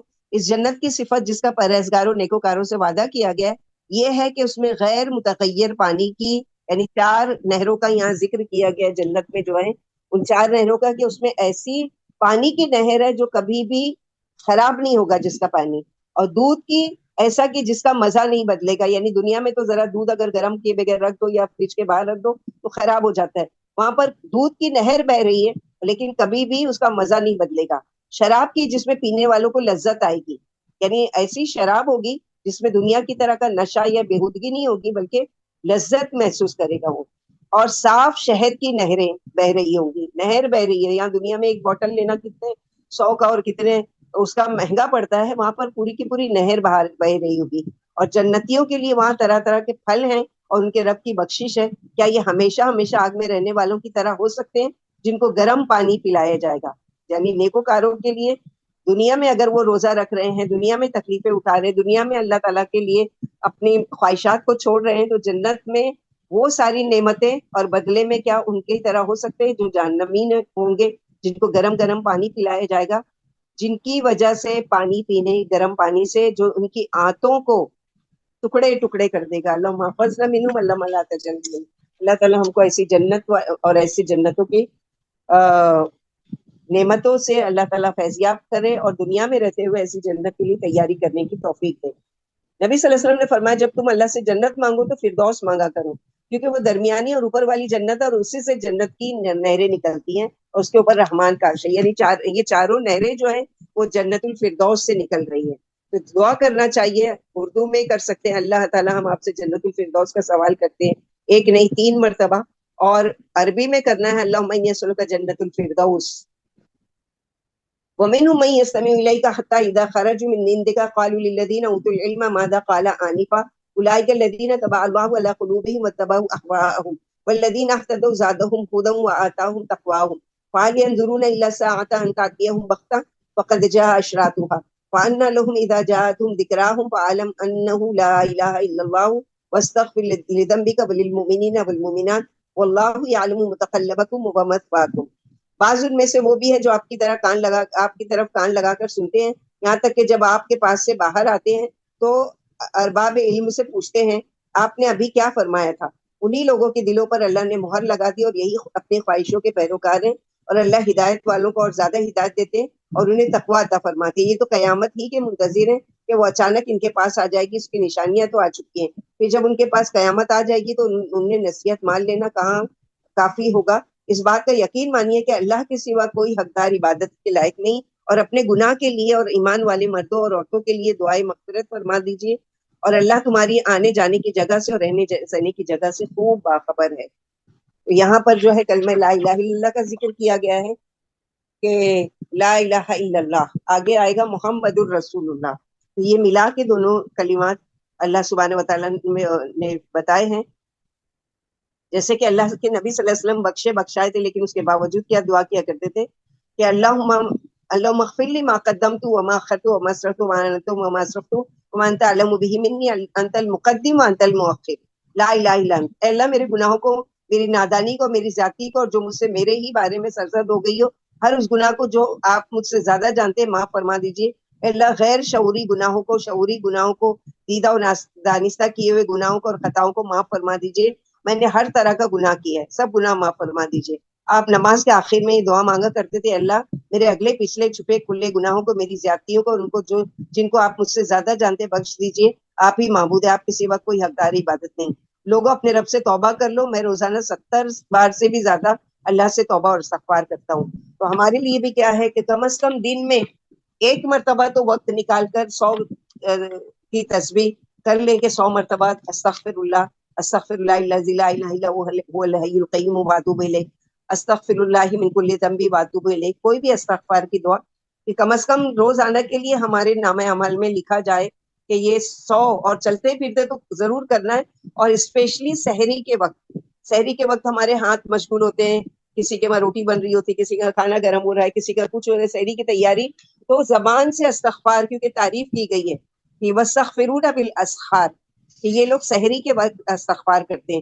تو ان میں شامل ہونا ہے جو خوش قسمت لوگوں کا ذکر کیا گیا ہے کہ وہ سحری کے وقت استغفار کرتے ہیں. تو ہم کو بھی چاہیے کہ اپنا کام، ہاتھ تو مشغول ہے کام میں، لیکن زبان سے استغفر اللہ، استغفر اللہ، استغفر اللہ.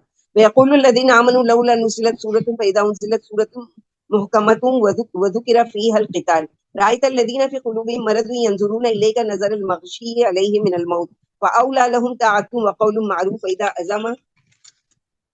عزم الْأَمْرُ فَلَوْ صَدَقُوا اللَّهَ لَكَانَ خَيْرًا لَّهُمْ فَهَلْ عَصَيْتُمْ إِن تَوَلَّيْتُمْ أَن تُفْسِدُوا فِي الْأَرْضِ وَتُقَطِّعُوا أَرْحَامَكُمْ أُولَٰئِكَ الَّذِينَ لَعَنَهُمُ اللَّهُ فَأَصَمَّهُمْ وَأَعْمَىٰ أَبْصَارَهُم. اور ایمان والے کہتے ہیں کوئی صورت کیوں نہیں اتاری گئی، یعنی کوئی گیپ ہو جاتا تھا وہی میں، تو ان کو بے چینی ہوتی تھی کہ اللہ کی طرف سے کوئی سورت کیوں نہیں آ رہی ہے.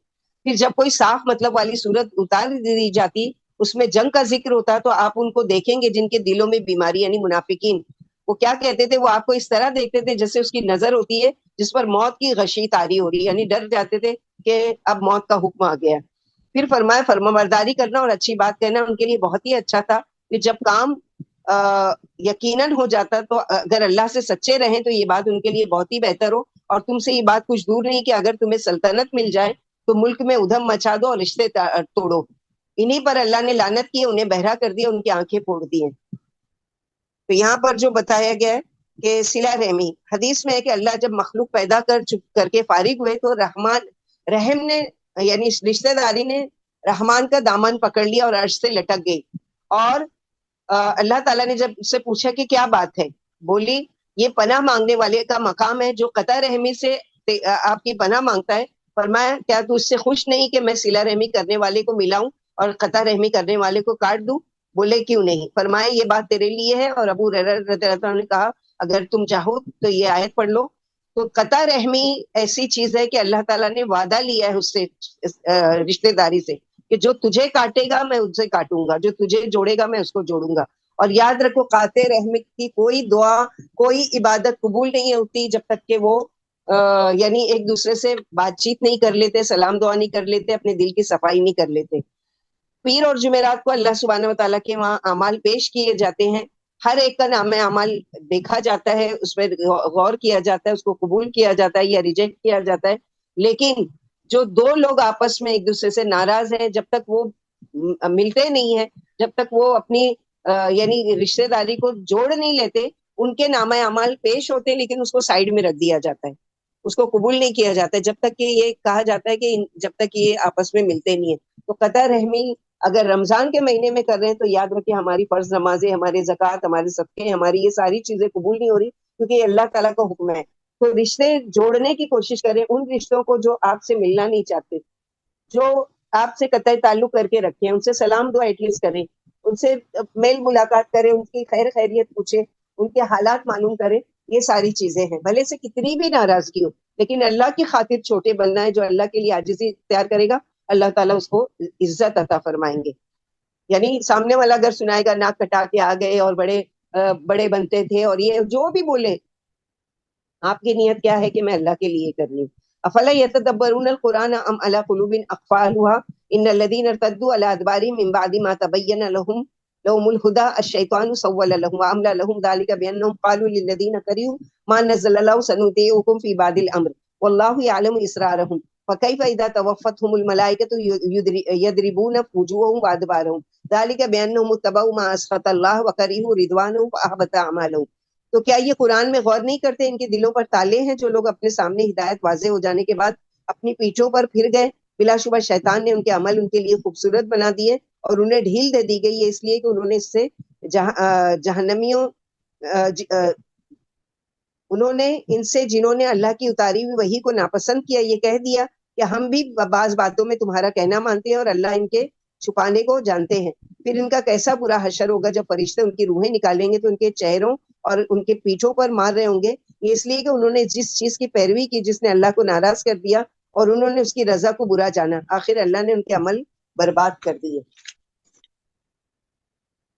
ام حسب الذین فی قلوبہم مرض ان لن یخرج اللہ ادغانہم ولو نشاء لاریناکہم فلعرفتہم بسیماہم ولتحرفنہم فی لحن القول واللہ یعلم اعمالکم وَلَنَبْلُوَنَّكُمْ حَتَّى نَعْلَمَ الْمُجَاهِدِينَ مِنْكُمْ وَالصَّابِرِينَ وَنَبْلُوَ أَخْبَارَكُمْ.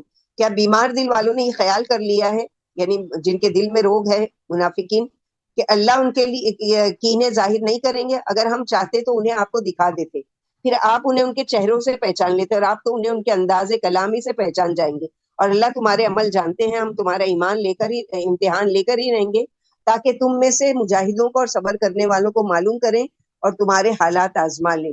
تو منافقوں کی اللہ تعالیٰ نے کئی جگہ ان کی چیزیں کھول کھول کر بیان کر دی اور پھر اللہ کے رسول صلی اللہ علیہ وسلم کو نام بھی بتا دیے گئے تھے. ان الذین کفروا وصدوا عن سبیل اللہ وشاقوا الرسول من بعد ما تبین لهم الهدى لن يضروا الله شيئا وسيحبط اعمالهم یا ایھا الذین آمنوا اطیعوا اللہ واطیعوا الرسول ولا تبطلوا اعمالکم ان الذین کفروا وصدوا عن سبیل اللہ ثم ماتوا وهم کفار ولن یغفر اللہ لهم فلا تهنوا وتدعوا الى السلم وانتم الاعلون واللہ معکم ولن یترکم اعمالکم. جو کافر ہوئے انہوں نے لوگوں کو اللہ کی راہ سے روکا اور رسول کی مخالفت کی جبکہ ان کے سامنے ہدایت ظاہر ہو چکی تھی.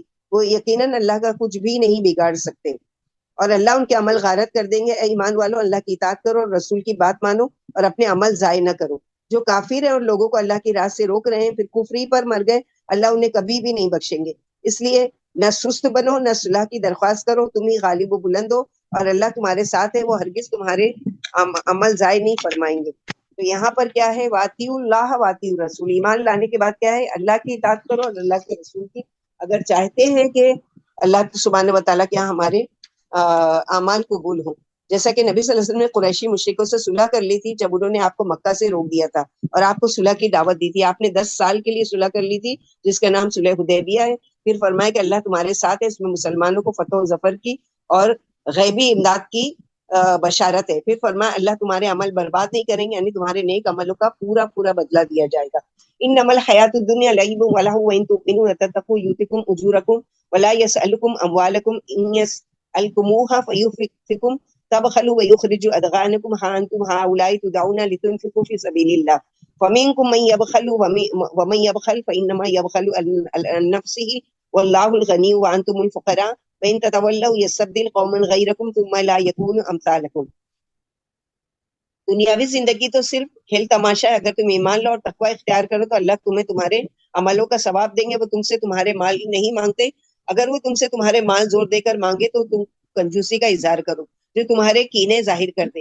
دیکھو تم وہ ہو کہ تمہیں اللہ کی راہ میں خرچ کرنے کی دعوت دی جاتی ہے، پھر تم میں سے بعض کنجوسی کرنے لگتا ہے اور جو شخص کنجوسی کرتا ہے وہ در حقیقت اپنی جان سے کنجوسی کر رہا ہوتا ہے. اللہ مالدار ہے اور تم محتاج، اور اگر تم پھر جاؤ تو تمہارے بدلے میں دوسرے لوگوں کو لے آئیں گے، پھر وہ تم جیسے نہیں ہوں گے. یعنی اللہ تعالیٰ اگر تم سے مال کا مطالبہ کرتے ہیں اور تمہیں اللہ کی راہ میں مال خرچ کرنے پر مجبور کرتے ہیں تو تم بخیلی کرتے ہو جس سے تمہارے دلوں کے کینے ظاہر ہیں. اور اس آیت میں کنجوسی کا بیان ہے کہ تم وہ ہو کہ جب تمہیں اللہ کی راہ میں مال خرچ کرنے کی دعوت دی جاتی تو بعض لوگ بخل کرنے اور سکڑنے لگتے ہیں. یاد رکھو کہ یہ اللہ تعالیٰ کا مال ہے. اگر اللہ تعالیٰ ہم سے مطالبہ کرتے ہیں تو یہ اللہ کی امانت ہے، خوشی سے اللہ کے راستے میں خرچ کرنا چاہیے، تنگ دلی سے نہیں کہ یہ کیا مصیبت ہے اور یہ کیا ہے اور ہم ہی ہیں اور دیتے ہی رہے اور یہ اور وہ ساری چیزیں نہیں. خوشی سے کریں گے تو اس کے صدقے کا، اس زکوٰۃ کا اجر و ثواب ملے گا. الحمدللہ الذی بنعمتہ تتم الصالحات. اگلی سورہ ہے جو سورہ فتح ہے. معاویہ رضی اللہ تعالیٰ کہتے ہیں رسول اللہ صلی اللہ علیہ وسلم نے فتح مکہ کے سال اپنی سواری پر سورہ فتح بار بار پڑھی. معاویہ نے کہا اگر مجھے لوگوں کے جمع ہو جانے کا ڈر نہ ہوتا تو میں آپ کی قرات کی نقل کرتا ہوں. اور سورہ فتح وہ سورہ ہے کہ اللہ کے نبی صلی اللہ علیہ وسلم نے فرمایا مجھے سب سے زیادہ جس سورہ کی یعنی اترنے کا خوشی ہے وہ کیا ہے؟ سورہ فتح. بسم اللہ الرحمن الرحیم. انا فتحنا لك فتحا مبینا لیغفر لك الله ما تقدم من ذنبك وما تأخر ويتم نعمته عليك ويهديك صراطا مستقيما وينصرك الله نصرا عزيزا. اے نبی صلی اللہ علیہ وسلم بلا شبہ ہم نے آپ کو ایک ظاہری فتح دی تاکہ اللہ آپ کے اگلے پچھلے گناہ معاف فرما دے اور آپ پر اپنی نعمت مکمل کر دے اور آپ کو سیدھی راہ پر پہنچا دے اور آپ کو ایک بڑی مدد سے نوازے. یہ سورج جو اتری ہے ذی القعدہ سن 6 ہجری کو، مشرکوں نے نبی صلی اللہ علیہ وسلم کو حدیبیہ کے مقام پر عمرہ ادا کرنے کے لیے مکے میں جانے سے روک دیا اور آپ کے اور مکہ کے درمیان حائل ہو گئے. پھر صلح کے خواستگار ہوئے اور یہ استدعا کی کہ اس سال تو آپ واپس چلے جائیں، البتہ آئندہ سال آپ آ سکتے ہیں. آپ نے یہ بات مانی اور صلح کی درخواست کو مسترد نہیں فرمائے. باوجود یہ کہ صحابہ کی ایک جماعت کو خصوصاً عمر رضی اللہ تعالیٰ کو دب کر صلح کرنا ناگوار گزرا، جیسا کہ اس کی تفصیل سورے میں اپنی جگہ پر آ رہی ہے. پھر جب آپ نے حدیبیہ میں قربانی کر دی اور مدینہ کو واپس آنے لگے تو اس وقت اللہ تعالیٰ نے یہ سورہ اتاری کہ آپ یہ نہیں سمجھے کہ آپ یہاں سے ہار کر جا رہے ہیں، بلکہ ایک بڑی فتح کی خوشخبری جس میں صلح کے واقعے کا بیان ہے. اسی صلح کو نتیجے کے اعتبار سے فتح کہا جاتا ہے، جیسا کہ ابن مسعود وغیرہ کا قول ہے کہ تم فتح مکہ کو فتح کہتے ہو اور ہم صلح حدیبیہ کو فتح مکہ کہتے ہیں. آپ صلی اللہ علیہ وسلم کے ساتھ 1400 صحابہ تھے. حدیبیہ ایک کنویں کا نام ہے جس کو ہم نے نچوڑ لیا تھا اور ایک قطرہ بھی پانی نہیں چھوڑا تھا. جب آپ کو خبر لگی تو آپ اس کے کنارے پر تشریف لائے، وضو کیا، پھر کلی کی، پھر دعا کی اور پانی کو کنویں میں ڈال دیا. تھوڑی دیر تو ہم نے چھوڑے رکھا، پھر اس میں اتنا پانی ہو گیا کہ اس سے ہم نے اپنے برتن بھی بھر لیے اور سواریوں کو بھی پلائے. عمر رضی اللہ عنہ کہتے ہیں ہم رسول اللہ صلی اللہ علیہ وسلم کے ساتھ سفر میں تھے، میں نے کوئی بات آپ سے 3 بار پوچھی لیکن آپ نے ایک دفعہ بھی جواب نہیں دیا. آخر میں نے اپنی جی میں کہا اے عمر تجھے تیری ماں گم کر دے، تو نے چمٹ کر بار بار کیوں سوال کیا؟ لیکن آپ نے ایک دفعہ بھی جواب نہیں دیا. فرماتے آخر میں سوار ہو کر تیزی سے اس ڈر سے آگے بڑھ گیا کہ کہیں ایسا نہ ہو کہ میرے بارے میں کچھ وحی آ جائے. اتنے میں ایک پکارنے والا مجھے پکار رہا تھا، میں لوٹ کر آیا، ڈر رہا تھا کہ میرے بارے میں کچھ وحی تو نہیں اتر آئی. نبی صلی اللہ علیہ وسلم فرمایا گزشتہ رات مجھ پر ایک سورت اتری ہے جو مجھے دنیا و مافیات سے زیادہ پیاری ہے، یعنی انا فتحنا لک فتحا مبینا. صحیح حدیث میں ہے معافی سے اللہ انسان کی عزتی میں اضافہ فرماتے ہیں اور تواضع اور مسکینی سے اللہ سربلندی فرماتے ہیں. عمر رضی اللہ عنہ کہتے ہیں تو نے کسی شخص کو جس نے تیرے بارے میں اللہ کی نافرمانی کی ہو اور تجھ پر زیادتی کی ہو ایسی اچھی سزا نہیں دے سکتا کہ تو اس کے بارے میں اللہ کی فرمانبرداری کرے اور اسے انتقام نہ لے بلکہ اس کے ساتھ نیکی کا سلوک کرے. هو الذي انزل السكينة في قلوب المؤمنين ليزدادوا ايمانا مع ايمانهم ولله جنود السماوات والارض وكان الله عليما حكيما ليدخل المؤمنين والمؤمنات جنات تجري من تحتها الانهار خالدين فيها ويكفر عنهم سيئاتهم وكان ذلك عند الله فوزا عظيما ويعذب المنافقين والمنافقات والمشركين والمشركات الظانين بالله ظن السوء عليهم دائرة السوء وغضب الله عليهم ولعنهم وأعد لهم جهنم وساعت مصيرا وللہ جنود السماوات والارض وکان اللہ عزیزا حکیما. اسی نے ایمان والوں کے دلوں میں اطمینان و سکون اتارا تاکہ وہ اپنے ایمان کے ساتھ اور ایمان میں اضافہ کرے اور آسمان و زمین کے لشکر اللہ ہی کے لیے اور اللہ خوب جاننے والے اور بڑی حکمت والے ہیں، تاکہ ایمان والے مردوں اور عورتوں کو ان کے باغوں میں داخل فرمائے جن میں نہریں بہ رہی ہیں، جہاں وہ ہمیشہ ہمیشہ رہیں گے اور ان سے ان کی برائیاں مٹا دیں گے اور یہ اللہ کے نزدیک بڑی بھاری کامیابی ہے. اور تاکہ منافق مردوں اور عورتوں کو اور مشرک مردوں اور عورتوں کو عذاب دے جو اللہ کے ساتھ بدگمانی کر رہے ہیں، انہیں پر برائی گھوم گھام کر آتی رہے. اللہ ان پر غصے ہوا، اس نے ان پر لعنت کیا، ان کے لیے جہنم تیار کی گئی ہے جو بدترین ٹھکانہ ہے اور آسمان و زمین کے لشکر اللہ ہی کے پاس ہے اور اللہ سب پر غالب اور بڑی حکمت والے ہیں. انا ارسلناک شاہدا ومبشرا ونذیرا لتؤمنوا باللہ ورسولہ وتعزروه وتوقروه وتسبحوه بکرۃ واصیلا. ان الذين يبايعونك انما يبايعون الله يد الله فوق ايديهم فمن نكث فانما ينكث على نفسه ومن اوفى بما عاهد عليه الله فسيؤتيه اجرا عظيما. ہم نے آپ کو حق ظاہر کرنے والا، خوشخبری دینے والا اور ڈرانے والا بنا کر بھیجا ہے تاکہ تم اے مسلمانوں اللہ پر اور اس کے رسول پر ایمان لاؤ، ان کی مدد کرو، ان کا ادب و احترام کرو اور اللہ کی صبح و شام پاکی بیان کرو.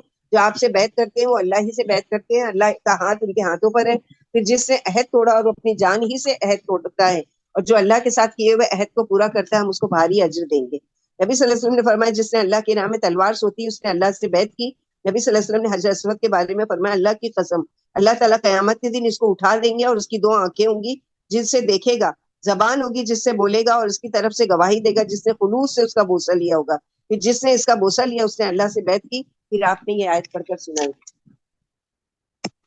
سيقول لك المخلفون من الأعراب شغلتنا أموالنا وأهلنا فاستغفر لنا يقولون بألسنتهم ما ليس في قلوبهم قل فمن يملك لكم من الله شيئا إن أراد بكم ضرا وأراد بكم نفعا بل كان الله بما تعملون خبيرا بل ظننتم أن لن ينقلب الرسول والمؤمنون إلى أهلهم أبدا وزين ذلك في قلوبكم وظننتم ظن السوء وكنتم قوم بورا ومن لم يؤمن بالله ورسوله فإنا أعتدنا للكافرين سعيرا وَلِلَّهِ مُلْكُ السَّمَاوَاتِ وَالْأَرْضِ يَغْفِرُ لِمَن يَشَاءُ وَيُعَذِّبُ مَن يَشَاءُ وَكَانَ اللَّهُ غَفُورًا رَحِيمًا. پیچھے رہنے والے دیہاتی عنقریب آپ سے کہیں گے کہ ہم کاروبار اور بیوی بچوں میں لگے رہیں. آپ ہمارے لیے دعائیں مغفرت فرمائیے. یہ اپنی زبان سے وہ کہہ رہے ہیں جو ان کے دلوں میں نہیں ہے. فرما دیجئے پھر وہ کون ہے جو اللہ کے سامنے تمہارے لیے کسی بات کا اختیار رکھتا ہو؟ اگر اللہ تمہیں کوئی نقصان یا فائدہ پہنچانا چاہے بلکہ اللہ تمہارے عملوں سے خوب باخبر ہے. بلکہ تمہارا تو یہ گمان تھا کہ نبی اور ایمان والے اپنے بیوی بچوں میں لوٹ کر آ ہی نہیں سکیں گے. یہی بات تمہارے دلوں میں رچا دی گئی اور تم نے برے برے گمان کر رکھے تھے اور تم ہی برباد ہونے والے ہو. اور جو لوگ اللہ پر اس کے رسول پر ایمان نہ لائے تو ہم نے کافروں کے لیے شعلے مارتی ہوئی آگ تیار کر رکھی ہے. آسمان و زمین کی بادشاہت اللہ ہی کے لیے. وہ جس کو چاہے بخش دے اور جس کو چاہے عذاب دے. اللہ بڑے بخشنے والے اور انتہائی مہربان ہے. تو یہاں پر منافقوں نے سوچا تھا کہ یہ مکے میں جا رہے ہیں, مشرکوں کے گڑھ میں جا رہے ہیں اور ان کو بچ کر آنا تو مشکل ہے. اللہ سبحانہ و تعالیٰ جس کی حفاظت کرے اس کو کوئی بھی نقصان نہیں پہنچا سکتا. سيقول المخلفون اذا انطلقتم الى مغانم لتاخذوها ذرونا نتبعكم يريدون ان يبدلوا كلام الله قل لن تتبعونا كذلكم قال الله من قبل فسيقولون بل تحسدوننا بل كانوا لا يفقهون الا قليلا. جب تم غنیمت کی طرف جانے لگو گے تو فوراً یہ پیچھے رہنے والے کہہ دیں گے آپ لوگ ہمیں بھی اپنے پیچھے چلنے دیں. یہ اللہ کے کلمے بدلنا چاہتے ہیں. فرما دیجئے اللہ نے پہلے ہی فرما دیا کہ تم ہماری پیروی کبھی نہیں کرو گے. اس پر وہ جٹ سے کہہ دیں گے بلکہ تم ہم سے حسد کرتے ہو, بلکہ یہ کچھ یوں ہی سمجھ بوجھ والے ہیں. قل للمخلفین من الاعراب ستدعون الى قوم اولی باس شدید تقاتلونهم او يسلمون فان تطيعوا يؤتكم الله اجرا حسنا وان تتولوا كما توليتم من قبل يعذبكم عذابا أليما ليس على الأعمى حرج ولا على العارج حرج ولا على المريض حرج ومن يطع الله ورسوله يدخل جنات تجري من تحتها الأنهار ومن يتولى يعذبه عذابا أليما. آپ ان سے پیچھے رہنے والوں دیہاتیوں سے کہہ دیجئے کہ تمہیں ایک سخت جنگجو قوم کی طرف بلائے جانے والا ہے کہ تم ان سے جنگ کرو یا وہ مسلمان ہو جائے. پھر اگر تم کہنا مانو گے تو اللہ تم کو بہترین اجر دیں گے. اگر پھر جاؤ گے جیسے تم پہلے پھر گئے تھے تو اللہ تمہیں دردناک عذاب دیں گے. اندھے لنگڑے اور بیمار پر کوئی حرج نہیں اگر وہ جنگ کے لیے نہیں آتے, اور جو اللہ کی اور اس کے رسول کی بات مانیں گے اللہ انہیں ان بہشتی باغوں میں داخل فرمائیں گے جن میں نیچے نہریں بہ رہی ہوں گی, اور جو شخص پھر جائے گا اللہ اسے دردناک عذاب دیں گے. لقد رضي الله عن المؤمنين إذ يبايعونك تحت الشجرة فعلم ما في قلوبهم فأنزل السكينة عليهم وأثابهم فتحا قريبا ومغانم كثيرة يأخذونها وكان الله عزيزا حكيما. بلا شبہ اللہ ایمان والوں سے راضی ہو گیا جبکہ وہ آپ سے درخت کے نیچے بیعت کر رہے تھے. اسے معلوم تھا کہ جو کچھ ان کے دلوں میں ہے آخر اس نے ان پر سکون اطمینان اتارا اور انہیں قریب والی فتح عطا فرمائی اور بہت کچھ غنیمتیں بھی جن کو وہ حاصل کر لیں گے. اور اللہ بڑے غلبے والے اور بڑی حکمت والے ہیں. کہا جاتا ہے کہ درخت جو ببول کا تھا جو حدیبیہ کے قریب تھا, عبد الرحمن یعنی صلح حدیبیہ جس کے نیچے سے طے کیا گیا کہ تمام صحابہ کرام نے بیعت کی کہ ہم ہر حال میں اللہ کے نبی صلی اللہ علیہ وسلم کی کیا ہے مدد کریں گے اور آپ کا ساتھ دیں گے. وعدکم اللہ مغانم کثیرۃ تاخذونها فعجل لكم هذه وكف ایدی الناس عنکم ولتکون آیۃ للمؤمنین ویہدیکم صراطا مستقیما واخری لم تقدروا علیہا قد احاط اللہ بها وكان الله على كل شيء قدير ولو قاتلكم الذين كفروا لولوا الادبار ثم لا يجدون وليا ولا نصيرا سنة الله التي قد خلت من قبل ولن تجد لسنة الله تبديلا وهو الذي كف أيديهم عنكم وأيديكم عنهم ببطن مكة من بعد أن أسفركم عليهم وكان الله بما تعملون بصيرا. اللہ نے تم سے بہت کچھ غنیمتوں کا وعدہ فرما لیا جنہیں تم حاصل کرو گے. پھر یہ غنیمت تو جلد ہی دے دی جائے گی اور تم سے لوگوں کے ہاتھ روک دیے جائیں گے, اور تاکہ یہ ایمان والوں کے لیے ایک نشانی بن جائے اور تاکہ وہ تمہیں سیدھی راہ پر چلائے, اور دوسری غنیمتیں بھی عطا فرمائیں گے جن پر تمہیں قدرت نہیں. اللہ انہیں گھیرے ہوئے اور اللہ ہر چیز پر خوب قادر ہے. اگر کافر تم سے لڑیں گے تو تم سے پیٹھ موڑ کر بھاگیں گے, پھر کوئی دوست اور حمایتی نہیں پائیں گے. اللہ کے اس طریقے کے موافق جو پہلے ہی سے چلا آ رہا ہے اور آپ اللہ کا طریقہ بدلا ہوا کبھی بھی نہیں پائیں گے. اسی نے ان کے ہاتھ تم سے اور تمہارے ہاتھ ان سے خاص مکے میں روک دیے. اس کے بعد کہ اس نے تمہیں ان پر فتح دے دی تھی اور اللہ تمہارے عمل خوب دیکھنے والا ہے. تو جو مکہ فتح ہوا تھا سن 8 ہجری میں، اور اس طرح سے کہ کوئی جنگ نہیں ہوئی، کچھ بھی نہیں ہوا. اللہ تعالیٰ نے اپنا وعدہ پورا کیا اور آپ صلی اللہ علیہ وسلم فاتح بن کر اس سرزمین میں دوبارہ داخل ہوئے جس سے نکالے گئے تھے. هم الذين كفروا وصدوكم عن المسجد الحرام والهدي معكوفا ان يبلغ محله ولولا رجال مؤمنون ونساء مؤمنات لم تعلموهم ان تطؤوا فتصيبكم منهم معرة بغير علم يدخل الله في رحمته من يشاء لو تزيلوا لعذبنا الذين كفروا منهم عذابا أليما إذ جعل الذين كفروا في قلوبهم الحمية حمية الجاهلية فأنزل الله سكينته على رسوله وعلى المؤمنين وألزمهم كلمة التقوى وكانوا أحق بها وأهلها وكان الله بكل شيء عليما. انہی لوگوں نے کفر اختیار کیا اور تمہیں حرمت والی مسجد سے روکا اور قربانی کے جانور جو رکے ہوئے رہ گئے تھے انہیں موقع پر پہنچنے سے روک دیا. اگر بہت سے مومن مرد اور عورتیں نہ ہوتی جن کی تمہیں خبر نہیں، یعنی ان کے رون میں آ جانے کا خطرہ نہ ہوتا جس پر ان کی بدولت تم کو بھی بے خبری میں نقصان پہنچ جاتا، تو قصہ تمام کیا جا چکا ہوتا. لیکن ایسا نہیں ہوا تاکہ اللہ جسے چاہے اپنی رحمت میں داخل فرما دے. اگر یہ ٹل جاتے تو ہم ان میں سے کافروں کو دردناک عذاب میں مبتلا کر دیتے. جبکہ کافروں نے اپنے دلوں میں حمایت کو جگہ دی، یعنی جاہلیت کی حمایت کو. پھر اللہ نے اپنے رسول پر اور ایمان والوں پر جمعیت قلب، صبر و تحمل نازل فرما دیا اور تقوی والی باتوں پر انہیں جمائے رکھا. اور تقوی کے زیادہ حقدار بھی اللہ اور ہر چیز کو خوب جانتے ہیں. یعنی مکے میں کچھ لوگ ایسے جو ہجرت نہیں کر سکے تھے مجبوری کی وجہ سے، اگر اللہ تعالیٰ حکم دیتے کہ جنگ کرو تو اس میں وہ بھی مارے جاتے. تو اللہ تعالیٰ نے کیا کیا، ان کے اندر صبر کے باوجود حق پر تھے کہ ہم صرف عمرہ کرنے کے لیے آئے، ہمیں جانے دیا جائے. لیکن مشرکین مکہ نے نہیں مانا اور اس پر اللہ کے نبی صلی اللہ علیہ وسلم کو ایک ایگریمنٹ سائن کرنا پڑا جو 10 سال تک کے لیے تھا کہ بہت ساری اس میں چیزیں ہیں. لقد صدق اللہ رسولہ الرؤیا بالحق لتدخلن المسجد الحرام ان شاء اللہ آمنین محلقین رؤوسکم ومقصرین لا تخافون فعلم ما لم تعلموا فجعل من دون ذلك فتحا قریبا والذی ارسل رسولہ بالہدی ودین الحق لیظہرہ علی الدین کلہ وکفی باللہ شہیدا. بلا شبہ اللہ نے اپنے رسول کو واقعے کے مطابق سچا خواب دکھایا ہے کہ انشاءاللہ تم ضرور حرمت والی مسجد میں امن و سلامتی سے بال منڈواتے اور کٹاتے ہوئے جاؤ گے اور تمہیں خوف نہیں ہوگا. اسے وہ باتیں معلوم ہے جو تمہیں معلوم نہیں، لہٰذا اس نے اس سے پہلے تم کو ایک قریب والی فتح دے دی. اسی نے اپنے رسول کو ہدایت اور سچے دین کے ساتھ بھیجا تاکہ اسے ہر دین پر غلبہ عطا فرمائے، اور گواہ ہونے کے اعتبار سے اللہ کافی ہے. نبی صلی اللہ علیہ وسلم نے ایک مرتبہ خواب دیکھا کہ آپ مکہ میں تشریف لے گئے اور بیت اللہ کا طواف کر رہے ہیں. آپ نے اس خواب کو صحابہ کو مدینے میں اطلاع دے دی.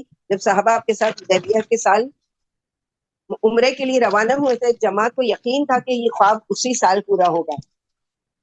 پھر جب عمرہ کرنے نہیں دیا گیا اور صلح طے ہو گئی اور یہ معاملہ طے ہو گیا کہ مسلمان اس سال تو واپس جائیں، البتہ اگلے سال آ کر طواف کر سکتے ہیں، تو اس سے بعض صحابہ کو کچھ اندیشہ ہوا. یہاں تک کہ عمر رضی اللہ عنہ نے اس بارے میں آپ سے پوچھ لیا.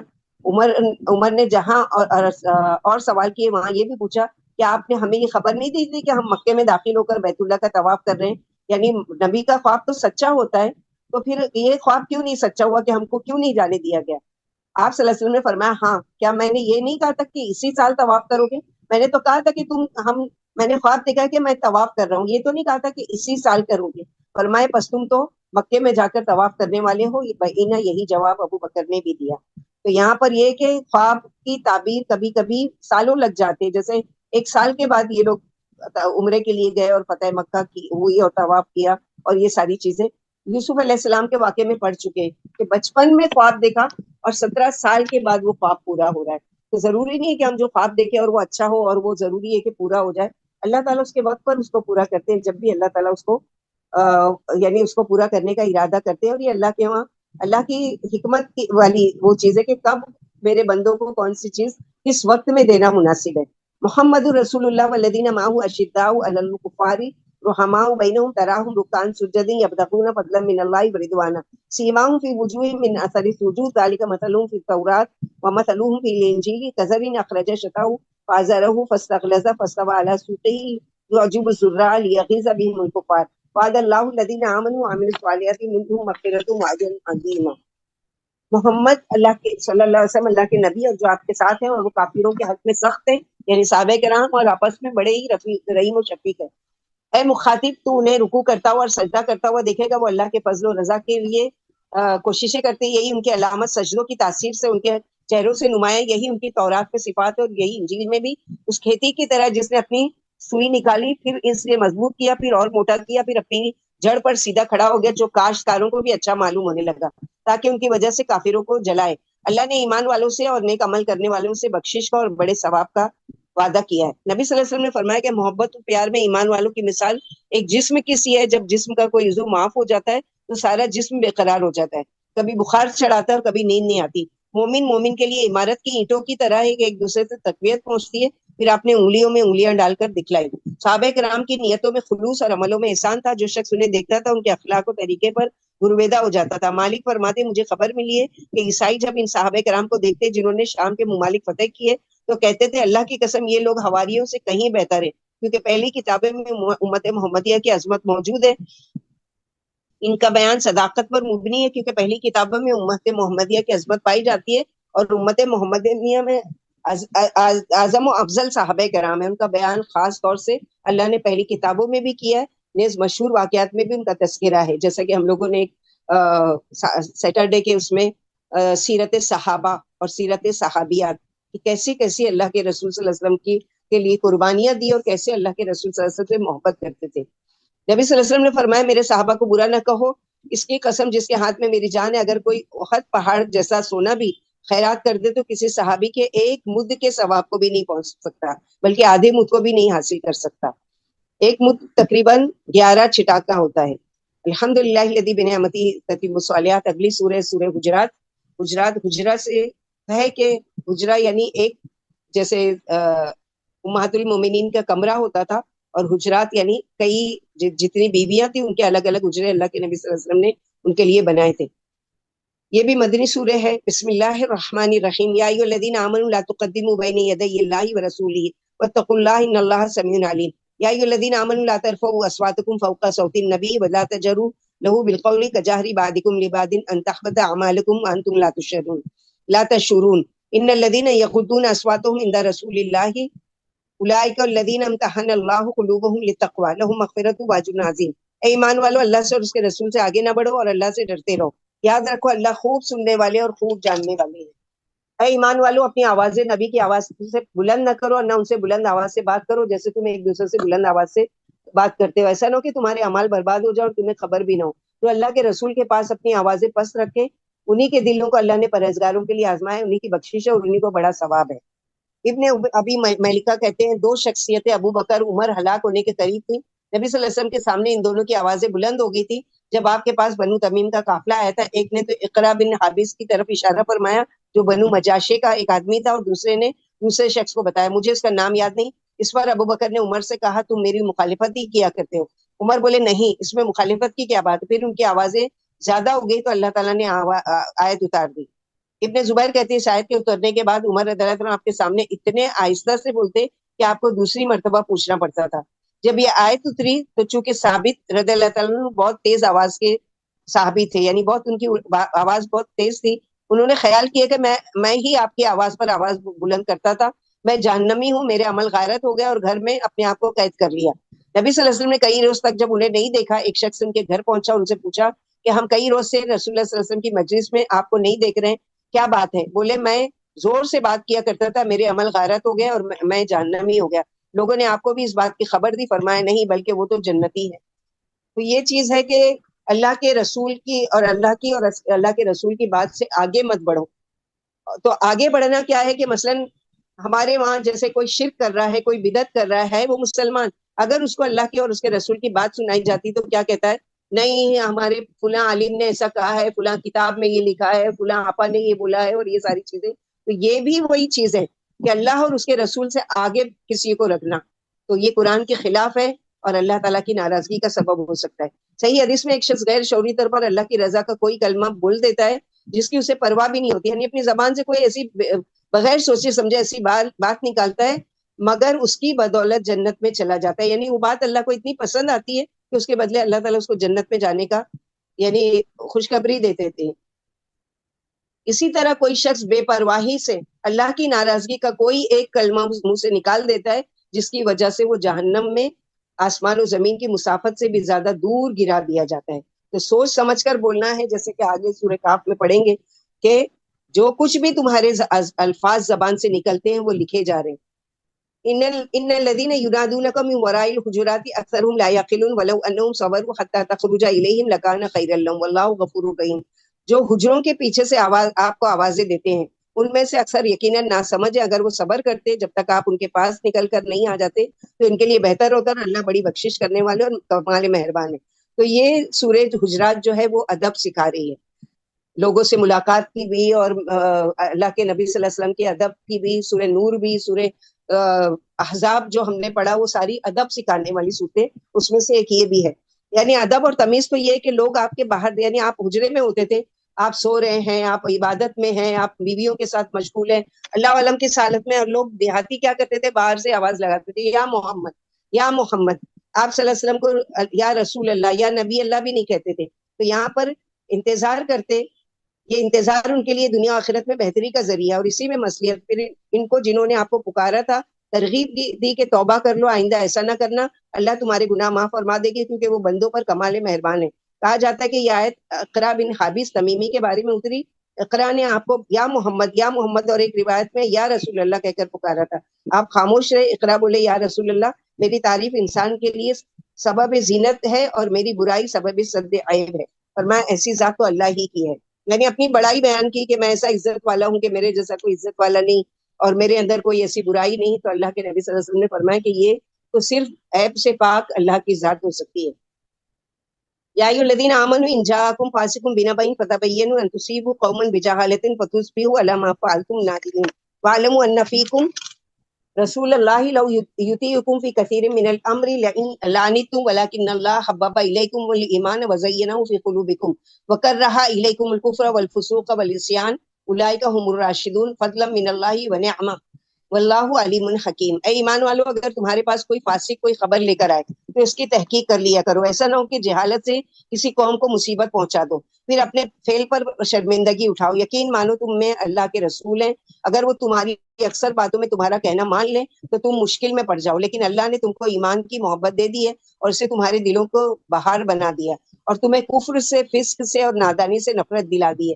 یہی لوگ اللہ کے فضل و انعام سے ہدایت یافتہ ہیں، اور اللہ خوب جاننے والے اور بڑی حکمت والے. یہ آیت ولید بن عقبہ کے بارے میں اتری. آپ نے ان کو بنی مسلک سے زکوٰۃ لینے کے لیے بھیجا تھا. جب ان لوگوں نے یہ سنا کہ آپ کا قاصد آ رہا ہے تو آپ کے فرمان عالی شان کی تعظیم کی غرض سے اس کے استقبال کو نکل کھڑیں گے. اس کے دل میں شیطان نے یہ وسوسہ ڈالا کہ یہ اس کے قتل کے ارادے سے آ رہے ہیں، اس لیے یہ واپس لوٹ آئے اور بولے بنی مستلق نے اپنی زکوٰۃ نہیں دی. یہ سن کر آپ کو اور مسلمانوں کو غصہ آیا. جب ان لوگوں کو ولید کے لوٹ جانے کی خبر ملی تو وہ آئے، آپ ظہر کی نماز پڑھ چکے تھے. یہ حضرات سب کے سب آپ کے سامنے صف باندھ کر کھڑے ہو کر کہنے لگے ہم اللہ کے غصے سے اور اللہ اس کے رسول کے غصے سے اللہ کی پناہ مانگتے ہیں. آپ نے ہمارے پاس ایک تحصیلدار بھیجا تھا، اس کے آنے کی خبر سن کر ہمیں مسرت ہوئی اور ہماری آنکھیں ٹھنڈی ہوئی. پھر وہ راستے ہی سے واپس آ گیا. ہمیں ڈر ہوا کہیں اللہ اور اس کے رسول ناراض نہ ہو جائیں. یہ لوگ برابر آپ سے بات کرتے رہے جب تک بلال رضی اللہ تعالیٰ نے عصر کی اذان نہیں دے دی. اس پر اللہ تعالیٰ نے یہ آیت اتاری. اس میں یہ جو ہے کہ کوئی فاسق اگر کوئی خبر لے کر آئے تو آج ہم کتنے دھڑلے سے کوئی بھی میسج ایسا آتا ہے جو ہم کو بڑا اچھا لگتا ہے. مثلاً رمضان کی راتوں میں اتنے یہ وظیفے پڑھ لو، اس سے یہ ملے گا اور یہ دعائیں قبول ہوگی اور یہ کریں گے. بغیر کسی تحقیق کے ثواب کی نیت سے کیا کرتے ہیں، فٹ سے آگے بڑھا دیتے ہیں. یہ نہیں تحقیق کرتے ہیں کہ واقعی یہ اللہ کے رسول صلی اللہ علیہ وسلم کا طریقہ ہے یا یہ قرآن میں اللہ کا حکم آیا ہے. نہیں، اپنی مرضی سے جو چیز چاہتے ہیں آگے بڑھا دیتے. تو اس آیت پر غور کرنا چاہیے کہ اگر کوئی چیز تمہارے پاس پہنچے تو پہلے اس کی تحقیق کرو. اسی طرح کوئی بھی بری خبر، یعنی فوراً دیکھا کوئی اتنے جوش میں آ جاتے ہیں کہ 4-5 جو گروپس ہیں اس میں بھیج دیا، بعد میں اس کا میسج آتا ہے کہ یہ فیک نیوز ہے یا یہ بہت اولڈ ہے یا یہ بہت سالوں پرانی ہے. یہ ساری چیزیں تو بغیر تحقیق کے، بغیر سوچے سمجھے کوئی بھی چیز کو فارورڈ کرنا، یہ اللہ سبحانہ و تعالیٰ کے حکم کے خلاف ہے، جو جس کا اس میں ذکر کیا جا رہا ہے کہ اے ایمان والا، اگر تمہارے پاس کوئی فاسق یعنی کوئی غلط خبر پہنچتی ہے تو بغیر تحقیق کے اس کو آگے فارورڈ مت کرو. نبی صلی اللہ علیہ وسلم نے فرمایا اسلام ظاہر اور ایمان دل میں ہے. پھر آپ نے 3 بار سننے کی طرف اشارہ کر کے فرمایا پرہیزگاری یہاں ہے، پرہیزگاری یہاں ہے، یعنی دل کی طرف. پھر فرمایا اللہ نے تم کو کفر و فسق اور بڑے بڑے گناہوں سے بیزار کر دیا ہے. نبی صلی اللہ علیہ وسلم نے فرمایا جس کو نیکی سے مسرت اور برائی سے ملال ہو وہ ایمان والا ہے. یعنی اپنے ایمان کو جانچنا ہے تو دیکھو اگر نیکی کر کے دل خوش ہوتا ہے تو سمجھو کہ تم ایمان والے ہو, اگر برائی کر کے تمہارے دل میں کھٹکتا ہے تو سمجھو کہ تم ایمان والے ہو. پھر فرمائے کہ اللہ کا فضل اور اس کی نعمت ہے, یعنی یہ انعام جو اس نے تم کو دیا ہے اس کا فضل و کرم اور اس کی نعمت عظمیٰ ہے. وَإِن طَائِفَتَانِ مِنَ الْمُؤْمِنِينَ اقْتَتَلُوا فَأَصْلِحُوا بَيْنَهُمَا فَإِن بَغَتْ إِحْدَاهُمَا عَلَى الْأُخْرَى فَقَاتِلُوا الَّتِي تَبْغِي حَتَّى تَفِيءَ إِلَى أَمْرِ اللَّهِ فَإِن فَاءَتْ فَأَصْلِحُوا بَيْنَهُمَا بِالْعَدْلِ وَأَقْسِطُوا إِنَّ اللَّهَ يُحِبُّ الْمُقْسِطِينَ إِنَّمَا الْمُؤْمِنُونَ إِخْوَةٌ فَأَصْلِحُوا بَيْنَ أَخَوَيْكُمْ وَاتَّقُوا اللَّهَ لَعَلَّكُمْ تُرْحَمُونَ. اگر ایمان والوں کی دو جماعتیں لڑ پڑیں تو ان میں صلح کرا دیا کرو. اگر ان میں سے کوئی جماعت دوسری جماعت پر بغاوت کر دے تو بغاوت کرنے والی جماعت سے لڑتے رہو جب تک کہ وہ اللہ کے حکم کی طرف لوٹ کرنا ہے. پھر اگر وہ لوٹ آئے تو دونوں میں انصاف سے صلح کرا دو اور عدل کرتے رہو. یاد رکھو اللہ انصاف پسندوں کو دوست رکھتے ہیں.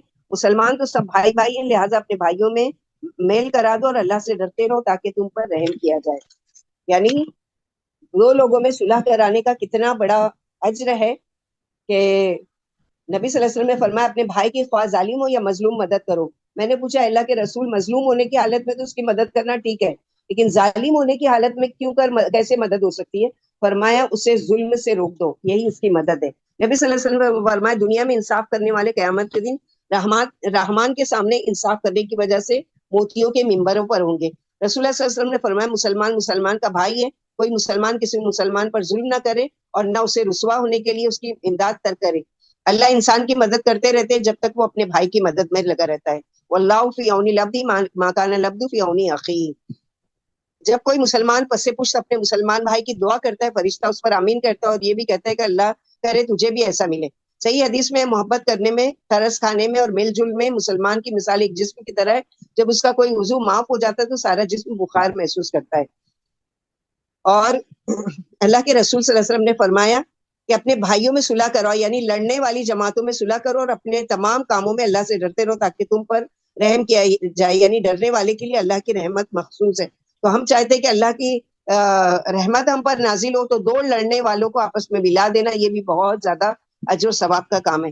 یا ایھا الذین آمنوا لا یسخر قوم من قوم عسى ان یکونوا خیرا منهم ولا نساء من نساء عسى ان یکن خیرا منهن ولا تلمزوا انفسکم ولا تنابزوا بالالقاب بئس الاسم الفسوق بعد الایمان ومن لم یتب فاولئک هم الظالمون.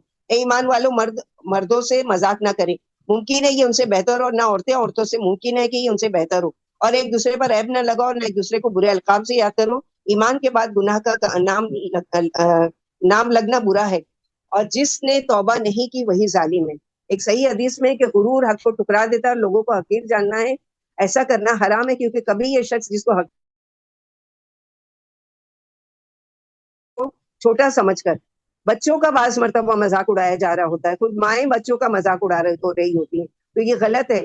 ابھی پچھلے ہفتے ہی خبر آئی تھی کہ ایک مسلمان بچہ اسکول میں, اس کو ٹیچرز لوگوں نے بھی اس قدر اس کو مسلمان ہونے کی وجہ سے اتنا اس کو مذاق اڑایا کرتے تھے اور بچوں کو بھی اس کے پیچھے لگاتے تھے, اتنا تنگ آ گیا کہ اس کی وجہ سے اس بچے نے 9-10 سال کی خودکشی کر لی کہ اس قدر تنگ آ گیا. تو یہ گناہ کا سبب ہے کہ کوئی کسی کا مذاق اڑائے, کسی کو برے ناموں سے پکارے, جیسے یہاں پر جائے گا ولا تلمزوا انفسکم ولا تنابزوا الالقاب, یعنی برے برے ناموں سے, وہ لنگڑا ہے, وہ کالا ہے, وہ اندھا ہے, اور وہ چھوٹے قد کا ہے, ناٹا ہے, یہ ساری چیزیں. ابو جبیر بن ضحاک, ہم ابھی سلمہ کے بارے میں آئے تھے, جب نبی صلی اللہ علیہ وسلم مدینہ تشریف لائے تو کوئی ایسا شخص نہیں تھا جس کے دو باتیں نام نہ ہو. جب ان ناموں میں سے کسی کو کسی نام سے پکارتے تو لوگ کہتے ہیں اللہ کے رسول یہ اس نام سے چڑھتا ہے, تو یہ آیت اتری. یعنی اگر کسی کا نام ایسا ہے کہ وہ اس سے چڑھتا نہیں ہے, مثلا کسی کو کہتے ہیں لمبو, اب وہ لمبی ہائٹ کا ہے تو وہ اس کو غصہ نہیں آتا ہے, تو وہ ٹھیک ہے, لیکن اگر اس کا اس طرح سے نام لیا جا رہا ہے کہ جس سے اس کو برا لگے تو یہ القاب استعمال نہیں کرنا چاہیے. اور خاص طور پر عورتوں کا مذاق نہ اڑائیں, یہاں الگ سے وہ دیا گیا ہے. ایسا نہیں ہے کہ تمام ایمان والوں تم کسی کا مذاق مت اڑاؤ, نہیں, مرد کا مذاق نہیں اڑائے, عورتوں کا مذاق نہیں اڑائے. ہم سوچے کہ ہم کتنا کسی کے بارے میں مذاق کر رہے ہوتے ہیں کہ وہ تو ایسی ہے, وہ تو ویسی ہے, یہ تو غیبت ہے, اور وہ سامنے جو اس کا مذاق اڑا رہے ہیں, دیکھو اس کا کپڑا, دیکھو اس کا برقع, دیکھو وہ کیسے چل رہی ہے, دیکھو وہ گر گئی. اس طرح کے یہ ساری چیزیں گناہ کے کام سے بچنا چاہیے. یا ایھا الذین آمنوا اجتنبوا کثیرا من الظن ان بعض الظن اثم ولا تجسسوا ولا یغتب بعضکم بعضا. अयुहिब्बु अहदुकुम अन याकुला लहमा अखीहि मैतन फकरिहतमुहु वत्तकुल्लाह इन्नल्लाह तव्वाबुर रहीम। ए ईमान वालों, अक्सर बदगुमानियों से बचते रहो। याद रखो, बाज बदगुमानी गुनाह है। कुरैत न करो और न किसी की गिबत न करो। क्यों, क्या तुम में से कोई अपने मुर्दा भाई का गोश्त खाना पसंद करता है? इसे तुम तो बुरा समझते हो, और अल्लाह से डरते रहो। याद रखो, अल्लाह तौबा। आम दिनों में भी गीबत करना गुनाह है, और खास तौर पर रोजे में तो बिल्कुल भी नहीं। रोजे को फासिद करने वाला अमल है किसी के अगर हम जबान से गीबत करते हैं। उमर रज़ियल्लाहु अन्हु कहते हैं, जहां तक हो सके मुसलमान की बात को अच्छाई और खैरखाई पर महमूल करना चाहिए। इब्न उमर कहते हैं, मैंने नबी सल्लल्लाहु अलैहि वसल्लम को काबे का तवाफ करते हुए और ये कहते हुए देखा, ए घर, तू कितना सुथरा और पाक है, कैसी प्यारी खुशबू वाला है, कैसी अजमत वाला और किस कदर बड़ी हुर्मत वाला है। उसकी कसम जिसके हाथ में मोहम्मद सल्लल्लाहु अलैहि वसल्लम की जान है, मोमिन की हुर्मत इसके मालो जान की हुर्मत और उसके साथ अच्छा गुमान करना अल्लाह के नजदीक तेरी हुर्मत से भी कहीं ज्यादा बड़ा है। यानी काबे की हुर्मत से भी बड़ा एक मुसलमान की इज्जत और आबरू की वो करना है कि उस बदगुमानी नहीं करना है, क्योंकि बदगुमानी बड़ी झूठी बात है। कुरैद में नहीं पढ़ना है, किसी के भेद नहीं टटोलना है, एक दूसरे की बुजुर्गी हासिल करने की कोशिश नहीं करना है, एक दूसरे से हसद और बुगज नहीं रखना है, एक दूसरे से मुंह नहीं फुलाना है, और अल्लाह के बंदे और भाई भाई बनकर रहो। रसूलुल्लाह सल्लल्लाहु अलैहि वसल्लम से गीबत के बारे में पूछा गया तो फरमाया, अपने भाई का इस तरह जिक्र करना कि उसे बुरा मालूम, यानी उसको अगर पता चले कि तुमने उसके पीठ पीछे बात की है तो उसको बुरा लगे। पूछा, अगर वही बात उसके अंदर मौजूद है, यानी वाकई उसके अंदर अगर वो आदत हो, तो फरमाया यही तो गीबत है, वरना अगर नहीं है और तुम कह रहे हो तो वो बोतान है।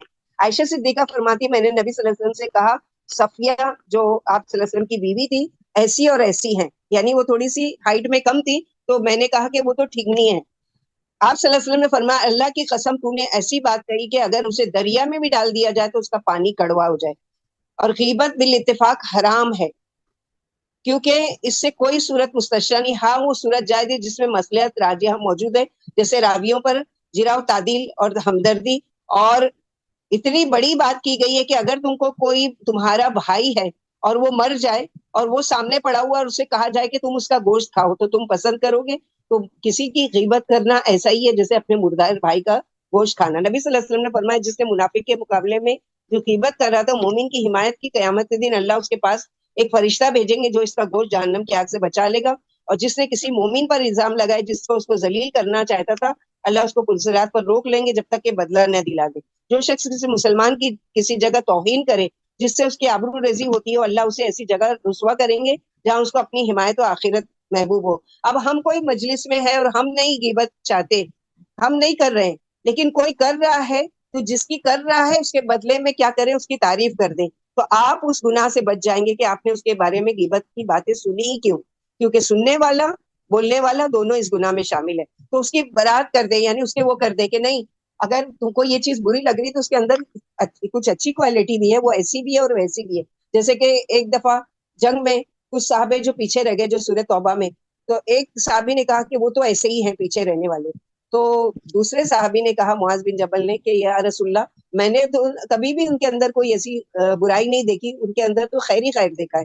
तो ये क्या किया, वहां पर उसका दिफा किया। तो हमारे लिए भी कि गीबत में के गुनाह में अगर शामिल नहीं होना, अव्वल तो खुद नहीं करना है, और अगर कोई कर रहा है तो उसको रोकना है। इन्नी साइम, रोजे में, इसीलिए फोन को तो बिल्कुल रोजे की हालत में छुट्टी, बिल्कुल भी फोन नहीं, किसी से भी नहीं कोई बात करना है, ताकि उसकी वजह से क्या है, कहीं कहीं बात पहुंच जाती है। या नासु इन्ना खलकनाकुम मिन ज़कर व उनसा वजअलनाकुम शुऊबन व क़बाइल लितआरफू इन्ना अक्रमकुम इंदल्लाहि अतकाकुम इन्नल्लाहा अलीमुल खबीर। ऐ लोगों, हमने तुमको एक मर्द और एक औरत से पैदा किया, और हमने तुमको जमात जमात और कबीला कबीला बनाया ताकि तुम एक दूसरे को पहचान लो। याद रखो, अल्लाह की निगाह में तुम में ज्यादा वाला इज्जत वाला वही है जो तुम में सब में अल्लाह से डरने वाला हो। यकीन मानो, अल्लाह खूब जानने वाले और कमाल खबरदार। यानी खानदान बनाया, मुल्क बनाया, नस्लें बनाई, ये किस लिए? कि पहचान की वजह से, ये नहीं कि फख्र करने की वजह से और इज्जत की वजह से। मेरा खानदान बड़ा, मैं तो खान के फैमिली से हूँ, और मैं तो कुरैश फैमिली से हूँ, और मैं तो सैयद फैमिली से हूँ, ऐसा नहीं है। बल्कि इज्जत वाला वो है, चाहे कि वो कमतर से कमतर खानदान का हो, लेकिन अगर वो अल्लाह का तकवा रखता है तो अल्लाह की नजर में उसकी इज्जत ज्यादा है।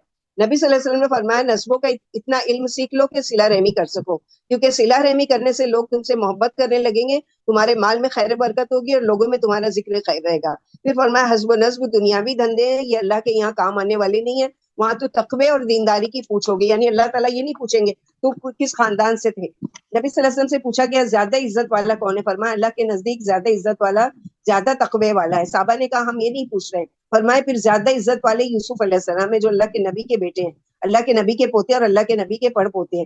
بولے یہ بھی سوال نہیں. فرمایا اچھا عرب کے بارے میں سوال کر رہے ہو؟ بولے ہاں. فرمایا جو جاہلیت میں بہتر تھے وہ اسلام میں بھی بہتر ہے، بشرطیہ کہ سمجھ پیدا کریں. اللہ تمہاری صورتیں اور مال نہیں دیکھتے، وہ تمہارے دل اور اعمال دیکھتے ہیں.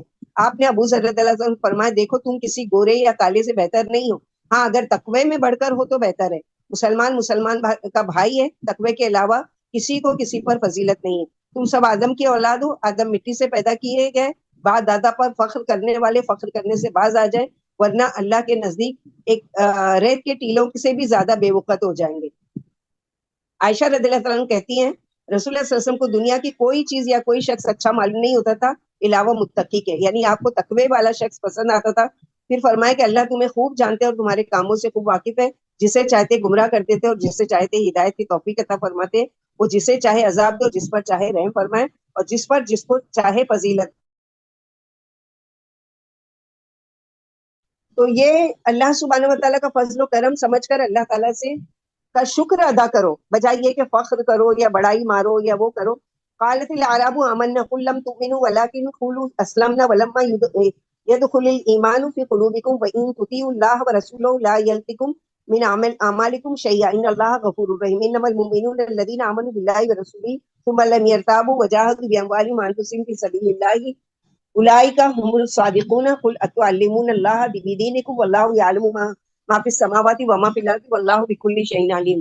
یمنون علیک ان اسلموا قل لا تمنوا علی اسلامکم بل اللہ یمن علیکم ان ہداکم للایمان ان کنتم صادقین ان اللہ یعلم غیب السماوات والارض واللہ بصیر بما تعملون. دیہاتیوں نے کہا ہم ایمان لے آئے. فرمائیے تم ایمان تو لائے نہیں، یوں کہو ہم مسلمان ہو گئے. ابھی تک ایمان تمہارے دلوں میں نہیں داخل ہوا. اگر تم اللہ کے اور اس کے رسول کی اطاعت کرنے لگو تو اللہ تمہارے عملوں کا ثواب کچھ بھی کم نہیں کریں گے. یاد رکھو اللہ بڑی بخشش کرنے والے اور بڑے ہی مہربان ہے. مومن وہی ہے جو اللہ پر اور اس کے رسول پر ایمان لائے، پھر شک نہیں کیا اور جان و مال سے اللہ کی راہ میں جہاد کرتے ہیں، یہی سچے ہیں. فرما دیجئے کیا تم اللہ کو اپنے دین کی خبر دے رہے ہو، حالانکہ جو کچھ آسمان و زمین میں سب اللہ ہی جانتے ہیں اور اللہ ہر چیز سے خوب خبردار ہے. کہ آپ پر اس بات کا احسان رکھ رہے ہیں کہ مسلمان ہو گئے ہیں. فرما دیجئے کہ تم مجھ پر اسلام کا احسان مت رکھو، بلکہ اللہ تم پر اس بات کا احسان رکھتا ہے کہ اس نے تمہیں ایمان کی ہدایت دی، بشرط یہ کہ تم سچے ہو. یاد رکھو اللہ آسمان و زمین کے غیب جانتے ہیں. مال دیا مگر ایک صحابی کو کچھ نہیں دیا. سعد بولے یہ یا رسول اللہ آپ نے فلاں کو تو اتنا کچھ دیا لیکن فلاں کو کچھ بھی نہیں دیا حالانکہ وہ مومن ہے. فرمایا مسلمان ہے. سعد نے 3 دفعہ یہی جملہ دہرایا کہ وہ مومن ہے. آپ نے کہا نہیں وہ مسلمان ہے. آپ نے تینوں دفعہ یہی ایک جواب دیا. پھر فرمایا میں بعض لوگوں کو اس ڈر سے کہ کہیں منہ کے بل آگ میں نہ گر جائے دیتا ہوں، جو مجھے زیادہ پیارا ہوتا ہے اسے چھوڑ دیتا ہوں. معلوم ہو کہ مومن و مسلم میں فرق ہے، اور ایمان خالص اور اسلام عام ہے.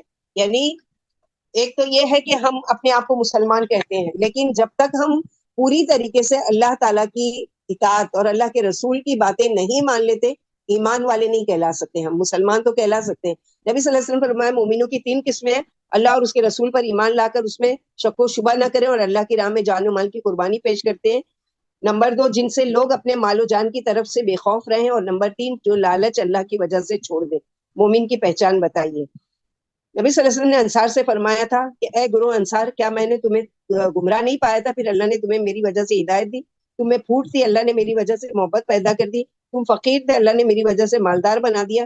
جب آپ کوئی بات کہتے تو انصار صرف یہی جواب دیتے ہم پر اللہ کا اور اس کے رسول کا بہت بڑا احسان ہے. ابن عباس فرماتے بنو اسد نبی صلی اللہ علیہ وسلم کے پاس آ کر کہنے لگے یا رسول اللہ صلی اللہ علیہ وسلم ہم مسلمان ہو گئے. عرب نے آپ سے جنگ کی مگر ہم نے جنگ نہیں کی. فرمایا ان میں سمجھ نہیں تھی، ان کی زبانوں پر شیطان بول رہا ہے. پھر اس آیت میں دوسری دفعہ اللہ نے اپنے وسیع علم کی خبر دی ہے کہ تمام آسمان و زمین غیب سے وہ خوب واقف ہے اور تمہارے ایک ایک عمل سے بھی باخبر ہے. الحمدللہ الذی بنعمتہ تتم الصالحات. اگلی سورہ قاف، یہ مکی صورت ہے. عمر رضی اللہ عنہ نے ابو واقد ریشی سے پوچھا کہ رسول اللہ صلی اللہ علیہ وسلم عید کی نماز میں کیا پڑھتے تھے؟ فرمایا قاف اور اقترب للناس. ابن ہشام بنت حارثہ کہتے ہیں ہمارا اور رسول صلی اللہ علیہ وسلم کا 1 سال سے کچھ اوپر یا 2 سال تک ایک ہی تنور رہا. میں نے سورہ قاف آپ کی زبان ہی سے یاد کی. جب آپ جمعہ کے دن لوگوں کو خطبہ دیتے تو منبر پر اسے پڑھا کرتے تھے۔ بسم اللہ الرحمن الرحیم، تو یہ صحابیہ ہیں اور اللہ کے نبی صلی اللہ علیہ وسلم سے قرآن سن رہی ہے اور یاد کر رہی ہیں، تو ہمارے لیے بھی کہ اپنے سینوں میں کچھ نہ کچھ قرآن تو ضرور موجود ہونا چاہیے۔ حارث بن نعمان کے صاحبزادے کہتے ہیں میں نے نبی صلی اللہ علیہ وسلم سے کے منہ سے سورہ قاف یاد کی، آپ اسے پڑھ کر ہر جمعہ کو خطبہ دیا کرتے تھے، ہمارا آپ کا تنور ایک ہی تھا، مقصد یہ کہ آپ یہ سورت بڑے بڑے مجموعوں میں پڑھا کرتے تھے۔ بسم اللہ الرحمن الرحیم، قاف القرآن المجید بل عجیب ان جاءهم منذر منهم فقال الكافرون هذا شيء عجیب اذا متنا وكنا ترابا ذلك رجم بعید قد علمنا ما تنقص الارض منهم وعندنا کتاب حفیظ بل كذبوا بالحق لما جاءهم فهم في امر مریج۔ کاف، اس بڑی شان والے قرآن کی قسم، رسولوں کا آنا برحق ہے اور زندگی بعد الموت یقینی ہے، بلکہ انہیں اس پر تعجب ہے کہ انہی میں سے ان کے پاس ایک ڈرانے والا آ گیا۔ منکر تو کہنے لگے کہ یہ ایک عجیب بات ہے، کیا جب ہم مر جائیں گے اور مٹی بن جائیں گے تو پھر زندہ ہوں گے؟ دوبارہ زندہ ہونا تو عقل سے دور ہے۔ ان میں سے زمین جو بھی کچھ گھٹاتی ہے وہ بھی ہمیں معلوم ہے اور وہ ہمارے پاس لکھا ہوا محفوظ ہے، بلکہ جب کبھی ان کے پاس حق آیا اسے انہوں نے جھٹلایا، اسی لیے یہ الجھن میں والی بات میں پڑھے ہوئے ہیں۔ افلم ينظروا الى السماء فوقهم كيف بنيناها وزيناها وما لها من فروج والارض مددناها والقينا فيها رواسي وانبتنا فيها من كل زوج بهيج تبصرة وذكرى لكل عبد منيب ونزلنا من السماء ماء مباركا فانبتنا به جنات وحب الحصيد والنخل باسقات لها طلع نديد رزقا للعباد واحيينا به بلدة ميتا كذلك الخروج۔ کیا انہوں نے اپنے اوپر آسمان نہیں دیکھا کہ ہم نے اسے کس طرح بنایا اور کس طرح زینت دی، اور اس میں کوئی شگاف تک نہیں، اور ہم نے زمین کھینچ کر بچھا دی اور اس میں پہاڑوں کی میخیں ڈال دی، اس میں طرح طرح کی خوشنما چیزیں پیدا کر دی تاکہ ہر رجوع کرنے والے بندے کی نصیحت ہو، تبصرے کا ذریعہ بن جائے۔ ہم نے آسمان سے برکت والا پانی اتارا، پھر اس سے باغ اور کاٹے اور جانے والا غلہ اور کھجوروں کے اونچے اونچے درختوں کو بھی جن کے تہ بتہ خوشے ہوتے ہیں بندوں کی روزی کے لیے پیدا کیا، اور ہم نے اس سے مردہ زمین زندہ کی، اس طرح قبروں سے نکلنا ہوگا، اس طرح پودے زمین سے نکلتے ہیں، اس طرح ایک دن تم پودوں کی طرح اپنی اپنی قبروں سے نکلو گے۔ كذبت قبلهم قوم نوح واصحاب الرس وثمود وعاد وفرعون واخوان لوط واصحاب الايكه وقوم تبع كل كذب الرسل فحق وعيد افاعينا بالخلق الاول بل هم في لبس من خلق جديد۔ ان سے پہلے قوم نوح نے، رس والوں نے، سمودیوں نے، عادیوں نے، فرعون نے، لوط کے بھائیوں نے، ایکا والوں نے اور تبا کی قوم نے بھی جھٹلایا تھا، ہر ایک نے پیغمبروں کو جھوٹا سمجھا، پھر میرا ڈراوا ان پر واجب ہو گیا کہ ہم پہلی بار کی پیدائش سے تھک گئے بلکہ ایک نئی پیدائش کی طرف سے شک میں ہیں۔ وَلَقَدْ خَلَقْنَا الْإِنسَانَ وَنَعْلَمُ مَا تُوَسْوِسُ بِهِ نَفْسُهُ وَنَحْنُ أَقْرَبُ إِلَيْهِ مِنْ حَبْلِ الْوَرِيدِ إِذْ يَتَلَقَّى الْمُتَلَقِّيَانِ عَنِ الْيَمِينِ وَعَنِ الشِّمَالِ قَعِيدٌ مَا يَلْفِظُ مِنْ قَوْلٍ إِلَّا لَدَيْهِ رَقِيبٌ عَتِيدٌ وَجَاءَتْ سَكْرَةُ الْمَوْتِ بِالْحَقِّ ذَلِكَ مَا كُنْتَ مِنْهُ تَحِيدُ وَنُفِخَ فِي الصُّورِ ذَلِكَ يَوْمُ الْوَعِيدِ وَجَاءَتْ كُلُّ نَفْسٍ مَعَهَا سَائِقٌ وَشَهِيدٌ لقد كنت في غفلة من هذا فكشفنا عنك غطاءك فبصرك اليوم حديد۔ بلا شبہ ہم نے انسان کو پیدا کیا اور ہم اس کے دلی خیالات جانتے ہیں اور ہم اس کی شے رگ سے بھی زیادہ قریب ہیں۔ گناہ کرتے ہوئے کبھی یہ خیال آتا ہے کہ اللہ تعالیٰ اتنے قریب ہیں، اور یا کوئی فضول بات زبان سے نکالتے ہیں جب دو لینے والے لیے جا رہے ہیں ایک سیدھی جانب، یعنی اتنے قریب ہیں کہ دو فرشتے جو مقرر ہیں ایک سیدھی جانب اور ایک بائیں جانب جو بیٹھا ہوا ہے، انسان اپنی زبان سے کوئی لفظ بھی نہیں نکالتا مگر اس کے پاس ایک نگہبان تیار رہتا ہے، الرٹ رہتا ہے اس کو لکھنے کے لیے۔ یقیناً سکرات موت پیش آنے والی ہے، یعنی موت کی سختی ہونے والی ہے، یہی تو وہ ہے جس سے تو بدکا کرتا تھا، یعنی بڑا ڈرا کرتا تھا، بھاگتا تھا کہ مجھے موت نہیں آئے اور مجھے وہ اور سور پھونک دیا جائے گا، یہی عذاب کے وعدے کا دن ہوگا۔ ہر شخص ماں اپنے ہمراہ کے اور گواہی کے آئے گا۔ بلا شبہ تو اس سے غفلت میں تھا، ہم نے تجھ سے تیرا پردہ ہٹا دیا، آج تیری نگاہ تیز ہے۔ آنکھیں پھاڑ پھاڑ کر دیکھ رہے ہوتے ہیں نا موت کے وقت، فرشتوں کو بھی اور سب کو، اور لوگ سمجھ رہے ہوں گے کہ ان کی آنکھیں بند کر دو، دراصل وہ آنکھیں بند کرنا کیا ہے؟ آخرت کی طرف آنکھوں کو کھولنا۔ دو لینے والوں سے دو فرشتے مراد ہے جو انسان کا اعمال نامہ لکھتے رہتے ہیں، یعنی کرامن کاتبین اعمال نامہ لکھ رہے ہیں، ایک سیدھے کندھے پر بیٹھا ہے اور ایک بائیں پر، اور انسان کی ایک ایک سیکنڈ کی نگرانی کی جا رہی ہے، ایک ایک بات ایک ایک عمل لکھا جا رہا ہے۔ آپ 2 گھنٹہ بیٹھے ہو، فرشتے وہ بھی لکھ رہے ہیں، آپ اس کے بعد جو بھی باتیں کرتے ہو وہ بھی لکھ رہے ہیں، ہر چیز لکھی جا رہی ہے، اور انسان کو خبر تک بھی نہیں ہوتی۔ یہ کسی قول و فعل کو لکھے بغیر نہیں چھوڑتے، اللہ کے 2 کرامن کاتبین انسان کے کندھوں پر موجود ہے اور انسان کو خبر تک نہیں ہوتی، یعنی ہم محسوس ہی نہیں کرتے کہ ہمارے کندھوں پر کوئی موجود ہے۔ اور زندگی کے ہر ہر لمحے کا ریکارڈ کیا جا رہا ہے جو قیامت کے دن سامنے لا کر رکھ دیا جائے گا. فرمائے وَإِنَّ عَلَيْكُمْ لَحَافِظِينَ, یاد رکھو تم پر نگران مقرر ہیں جو عزت والے اور لکھنے والے فرشتے ہیں, وہ تمہارے کاموں کو جانتے ہیں. عائشہ صدیقہ فرماتی ہے میں نزا کے وقت اپنے والد کے سرانے آ کر بیٹھ گئی, اتنے میں آپ پر بے ہوشی طاری ہو گئی. اس وقت میں نے یہ شعر پڑھا جس کے آنسو ہمیشہ ٹھہرے رہتے ہیں, یہ ایک نہ ایک دن ضرور ٹپک پڑتے ہیں. آپ نے سر اٹھا کر فرمایا بیٹا یوں نہ کہو بلکہ وجاءت سکرۃ الموت بالحق, یعنی یہ تو سب کے ساتھ ہونا ہی ہے کہ موت کی سختی کا آنا. اللہم انی اعوذ بک من ہمزات الشیاطین واعوذ بک ربی ان یحضرون. اللہم انی اسألک اللہم انی اعوذ بک من سکرات الموت و غمرات الموت. نبی صلی اللہ علیہ وسلم نے فرمایا موت سے بھاگنے والے کی مثال اس لومڑی کی سی ہے جس سے زمین کسی دن اپنا قرض مانگنے لگی اور وہ اسے چھپنے کے لیے ادھر ادھر بھاگنے لگی, پھر جب تھک کر چور ہو گئی تو بل میں آ گھسی. یہاں بھی زمین تھی, پھر اس نے قرض مانگا اور مڑی لومڑی پھر بل سے نکل کر بھاگی, سانس پہلے ہی سے پھولا ہوا تھا اور تھک کر چور ہو چکی تھی. آخر بھاگتے بھاگتے گری اور گردن ٹوٹ کر مر گئی. یعنی جس طرح لومڑی زمین سے ہٹ نہ سکی اور زمین پر ہی بھاگتے بھاگتے مر گئی, اسی طرح انسان کو موت کے بغیر چارہ نہیں ہے. یعنی کتنا بھاگے گا موت سے, موت تو آ کر ہی رہے گی. نبی صلی اللہ علیہ وسلم فرمایا میں کیسے چین سے بیٹھوں حالانکہ سور والے فرشتے نے سور میں منہ میں لے لیا ہے اور سر جھکائے اللہ کے حکم کے منتظر ہے. صحابہ نے پوچھا یا رسول اللہ ہم کیا پڑھیں؟ فرمایا حسبنا اللہ و نعم الوکیل. سائق یہ اس سے وہ فرشتہ مراد ہے جو انسان کو گھیر دھار کر میدان محشر میں لے آئے گا, اور شاہد سے اس کے عملوں پر گواہ فرشتہ مراد ہے. ایک دفعہ عثمان رضی اللہ عنہ نے خطبے میں یہی آیت پڑھ کر فرمایا کہ سائق سے انسان کو اللہ کے پاس لانے والا اور شاہد سے اس کے عملوں کی گواہی دینے والا فرشتہ مراد ہے. ابو ہریرہ فرماتے ہیں سائق فرشتہ اور شاہد عمل ہے. ابن عباس فرماتے سائق فرشتہ اور شاہد خود انسان ہے. وقال قرین هذا ما لدي عتيد القي في جهنم كل كفار عنيد مناع للخير معتد مريب الذي جعل مع الله الها اخر فالقيه في العذاب الشديد. قال قرين ربنا ما اطغيته ولكن كان في ضلال بعيد. قال لا تخصموا لدي وقد قدمت اليكم بالوعيد ما يبدل القول لدي وما انا بظلام للعبيد. اور اس کا ہم نشین فرشتہ کہے گا یہ تیار ہے جو میرے پاس تھا. ہر کافر سرکش کو جہنم میں ڈال دو جو بھلائی سے روکنے والا, حد سے آگے بڑھنے والا اور شک کرنے والا تھا, جس نے اللہ کے ساتھ دوسرا معبود بنا لیا. اس لیے ایسے شخص کو سخت عذاب میں ڈال دو. اس کا ہم نشین شیطان کہے گا ہمارے رب ہم نے اس کو سرکش نہیں بنایا تھا بلکہ یہ خود ہی راہ سے بہت دور ہٹا ہوا تھا. اللہ فرمائیں گے میرے پاس مت جھگڑو, میں نے دنیا میں تمہارے پاس عذاب کا وعدہ پہنچا دیا تھا, میری بات بدلنے والی نہیں اور نہ میں بندوں پر ظلم کرنے والا ہوں. نبی صلی اللہ علیہ وسلم نے فرمایا جہنم سے ایک گردن ظاہر ہوگی جو بات کرے گی, کہے گی آج میں 3 شخصوں پر مسلط کی گئی ہوں, ہر ظالم و جابر, ہر سرکش پر, ہر مشرک پر اور ہر ناحق قتل کرنے والے پر. پھر وہ ان سے لپٹ کر انہیں جہنم کی گہرائیوں میں پھینک دے گی. قرین سے مراد وہ شیطان ہے جو دنیا میں انسان کو گمراہ کیا کرتا تھا. یہ شیطان انسان کو دیکھ کر قیامت کے دن اپنی برات کا اظہار کرے گا. یوم نقول لجہنم حل امتلأت وتقول حل من مزید وازلفت الجنۃ للمتقین غیر بعید هذا ما توعدون لكل اواب حفیظ من خشی الرحمن بالغیب وجاء بقلب منیب ادخلوها بسلام ذلك یوم الخلود لهم ما یشاؤون فیها للذین مزید. جس دن ہم جہنم سے پوچھیں گے کیا تو بھر گئی, اور وہ جواب دے گی کیا کچھ اور بھی ہے, اور جنت متقیوں کے قریب کر دی جائے گی جو ذرا بھی دور نہیں ہوگی. کہا جائے گا یہ وہ ہے جس کا تم سے وعدہ کیا گیا تھا, اور ہر شخص کے لیے جو رجوع کرنے والا اور پابندی کرنے والا تھا, جو رحمان کا غائبانہ ڈر رکھتے ہوں اور رجوع ہونے والے دل لائے ہوں, ان سے کہا جائے گا تم اس جنت میں سلامتی سے داخل ہو جاؤ, یہ ہمیشگی والا دن ہے, وہاں انہیں جو چاہیں گے سب کچھ ملے گا اور ہمارے پاس زیادہ بھی ہے.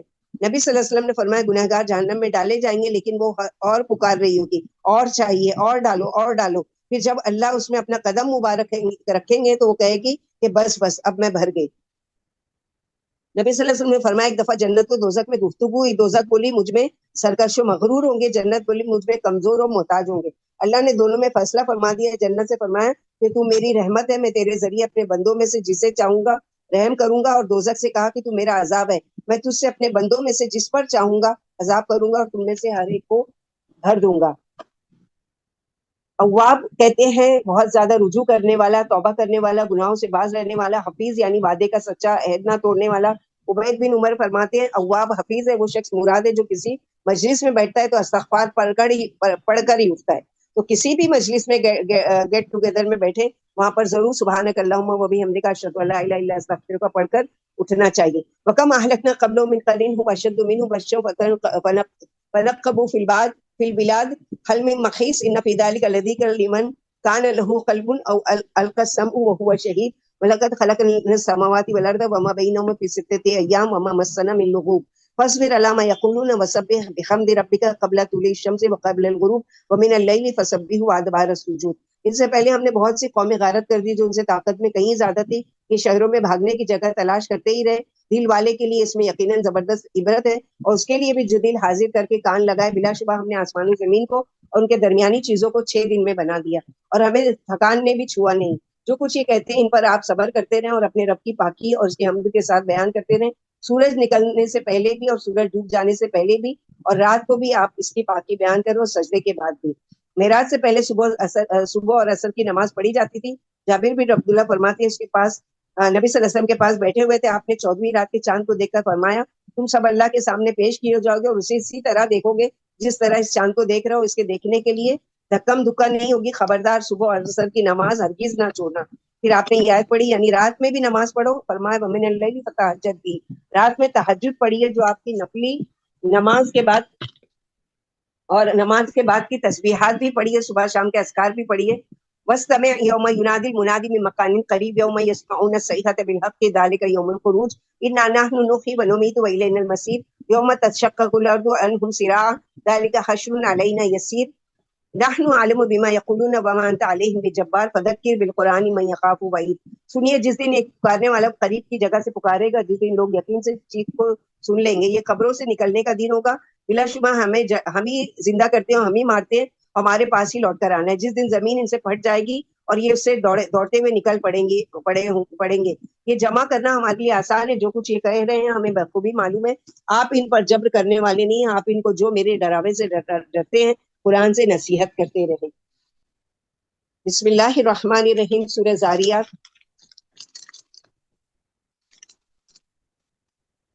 थोड़ी सी है इंशाल्लाह। बिस्मिल्लाहिर्रहमानिर्रहीम। वज़ारियाति ज़रवा फ़लहामिलाति वक़रा फ़लजारियाति युस्रा फ़लमुक़स्सिमाति अमरा इन्नमा तुअदूना लसादिक़ व इन्नल लज़ीना लवाक़िअ वस्समाइ ज़ातिल हुबुक़ इन्नकुम लफ़ी क़ौलिन मुख़्तलिफ़ युफ़कु अन्हु मन उफ़िक क़ुतिलल ख़र्रासून अल्लज़ीना हुम फ़ी ग़मरतिन साहून यसअलूना अय्याना यौमुद्दीन यौम हुम अलन नारि युफ़्तनून ज़ूक़ू फ़ितनतकुम हाज़ा अल्लज़ी कुंतुम बिही तस्तअजिलून।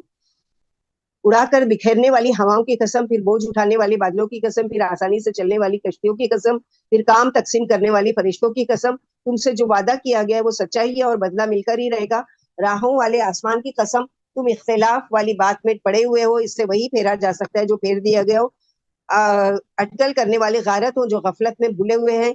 आपसे पूछते हैं कि जजा का दिन कब होगा, जिस दिन ये आग के फितने में मुब्तला किए जाएंगे और इनसे कहा जाएगा अपने फितने का मजा चखते रहो। ये वही दिन है जिसकी तुम जल्दी मचाया करते थे। इन्नल मुत्तकीन फी जन्नातिन व उयून आखिदीन मा अताहुम रब्बुहुम इन्नहुम कानू क़ब्ला ज़ालिका मुहसिनीन कानू क़ीला मिनल लैलि मा यहजऊन व बिल असहारी हुम यस्तग़फिरून व फी अमवालिहिम हक़्क़ुल लिस्साइलि वल महरूम व फिल अर्दि आयातुल लिल मुक़िनीन व फी अनफुसिकुम अफ़ला तुबसिरून व फिस समाई रिज़्क़ुकुम व मा तुअदून फ़वरब्बिस समाई वल अर्दि इन्नहु लहक़्क़ुम मिस्ला मा अन्नकुम तंतिक़ून। यकीनन परहेजगारों बागों और चश्मों में होंगे। इनके रब ने जो नेमतें उन्हें दी होंगी उन्हें ले रहे होंगे। बिलाशुबा ये इससे पहले मुखलिस थे। ये रात को थोड़ी देर ही सोया करते थे और सहर के वक्त इस्तिग़फ़ार किया करते थे।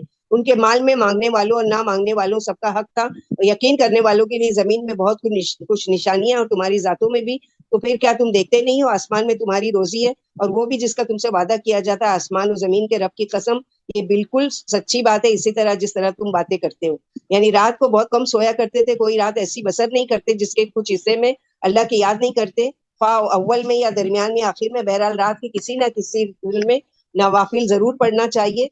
और तहज्जुद का इसमें जो बयान है कि सहरी के वक्त कसरत से इस्तिग़फ़ार करने का जिक्र है। सूरह आल इमरान में भी पढ़ चुके।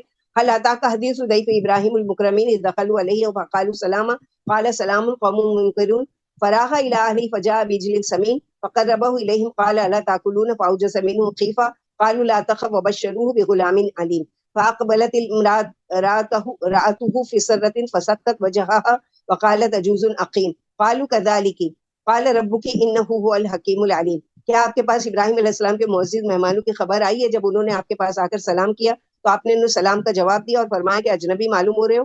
फिर चुपके से घर जाकर एक फरवा बछड़े का गोश्त लाए और इसको मेहमानों के सामने रखा और फरमाया कि आप लोग खाते क्यों नहीं? फिर उनकी तरफ से आपके दिल में खौफ पैदा हुआ। मेहमानों ने कहा आप खौफ ना करें और उन्होंने आपको एक इल्म वाले बच्चे की खुशखबरी सुनाई। आपकी बीवी ताज्जुब से अपने मुंह पर हाथ रखकर कहने लगी کہ میں تو بڑھیا اور بانجھ ہوں؟ انہوں نے کہا ہاں تمہارے رب نے اسی طرح فرمایا، بلا شبہ وہ بڑی حکمت والے اور غیر محدود یعنی اللہ سبحانہ وتعالی غیر محدود علم والے ہیں۔ الحمد للہ الذی بنعمتہ تتم الصالحات، ربنا تقبل منا انک انت السمیع العلیم وتب علینا انک انت التواب الرحیم۔ سبحان ربک رب العزۃ عما یصفون وسلام علی المرسلین والحمد للہ رب العالمین۔ سبحانک اللہم وبحمدک، اشہد ان لا الہ الا انت، استغفرک واتوب الیک۔ السلام علیکم ورحمۃ اللہ وبرکاتہ۔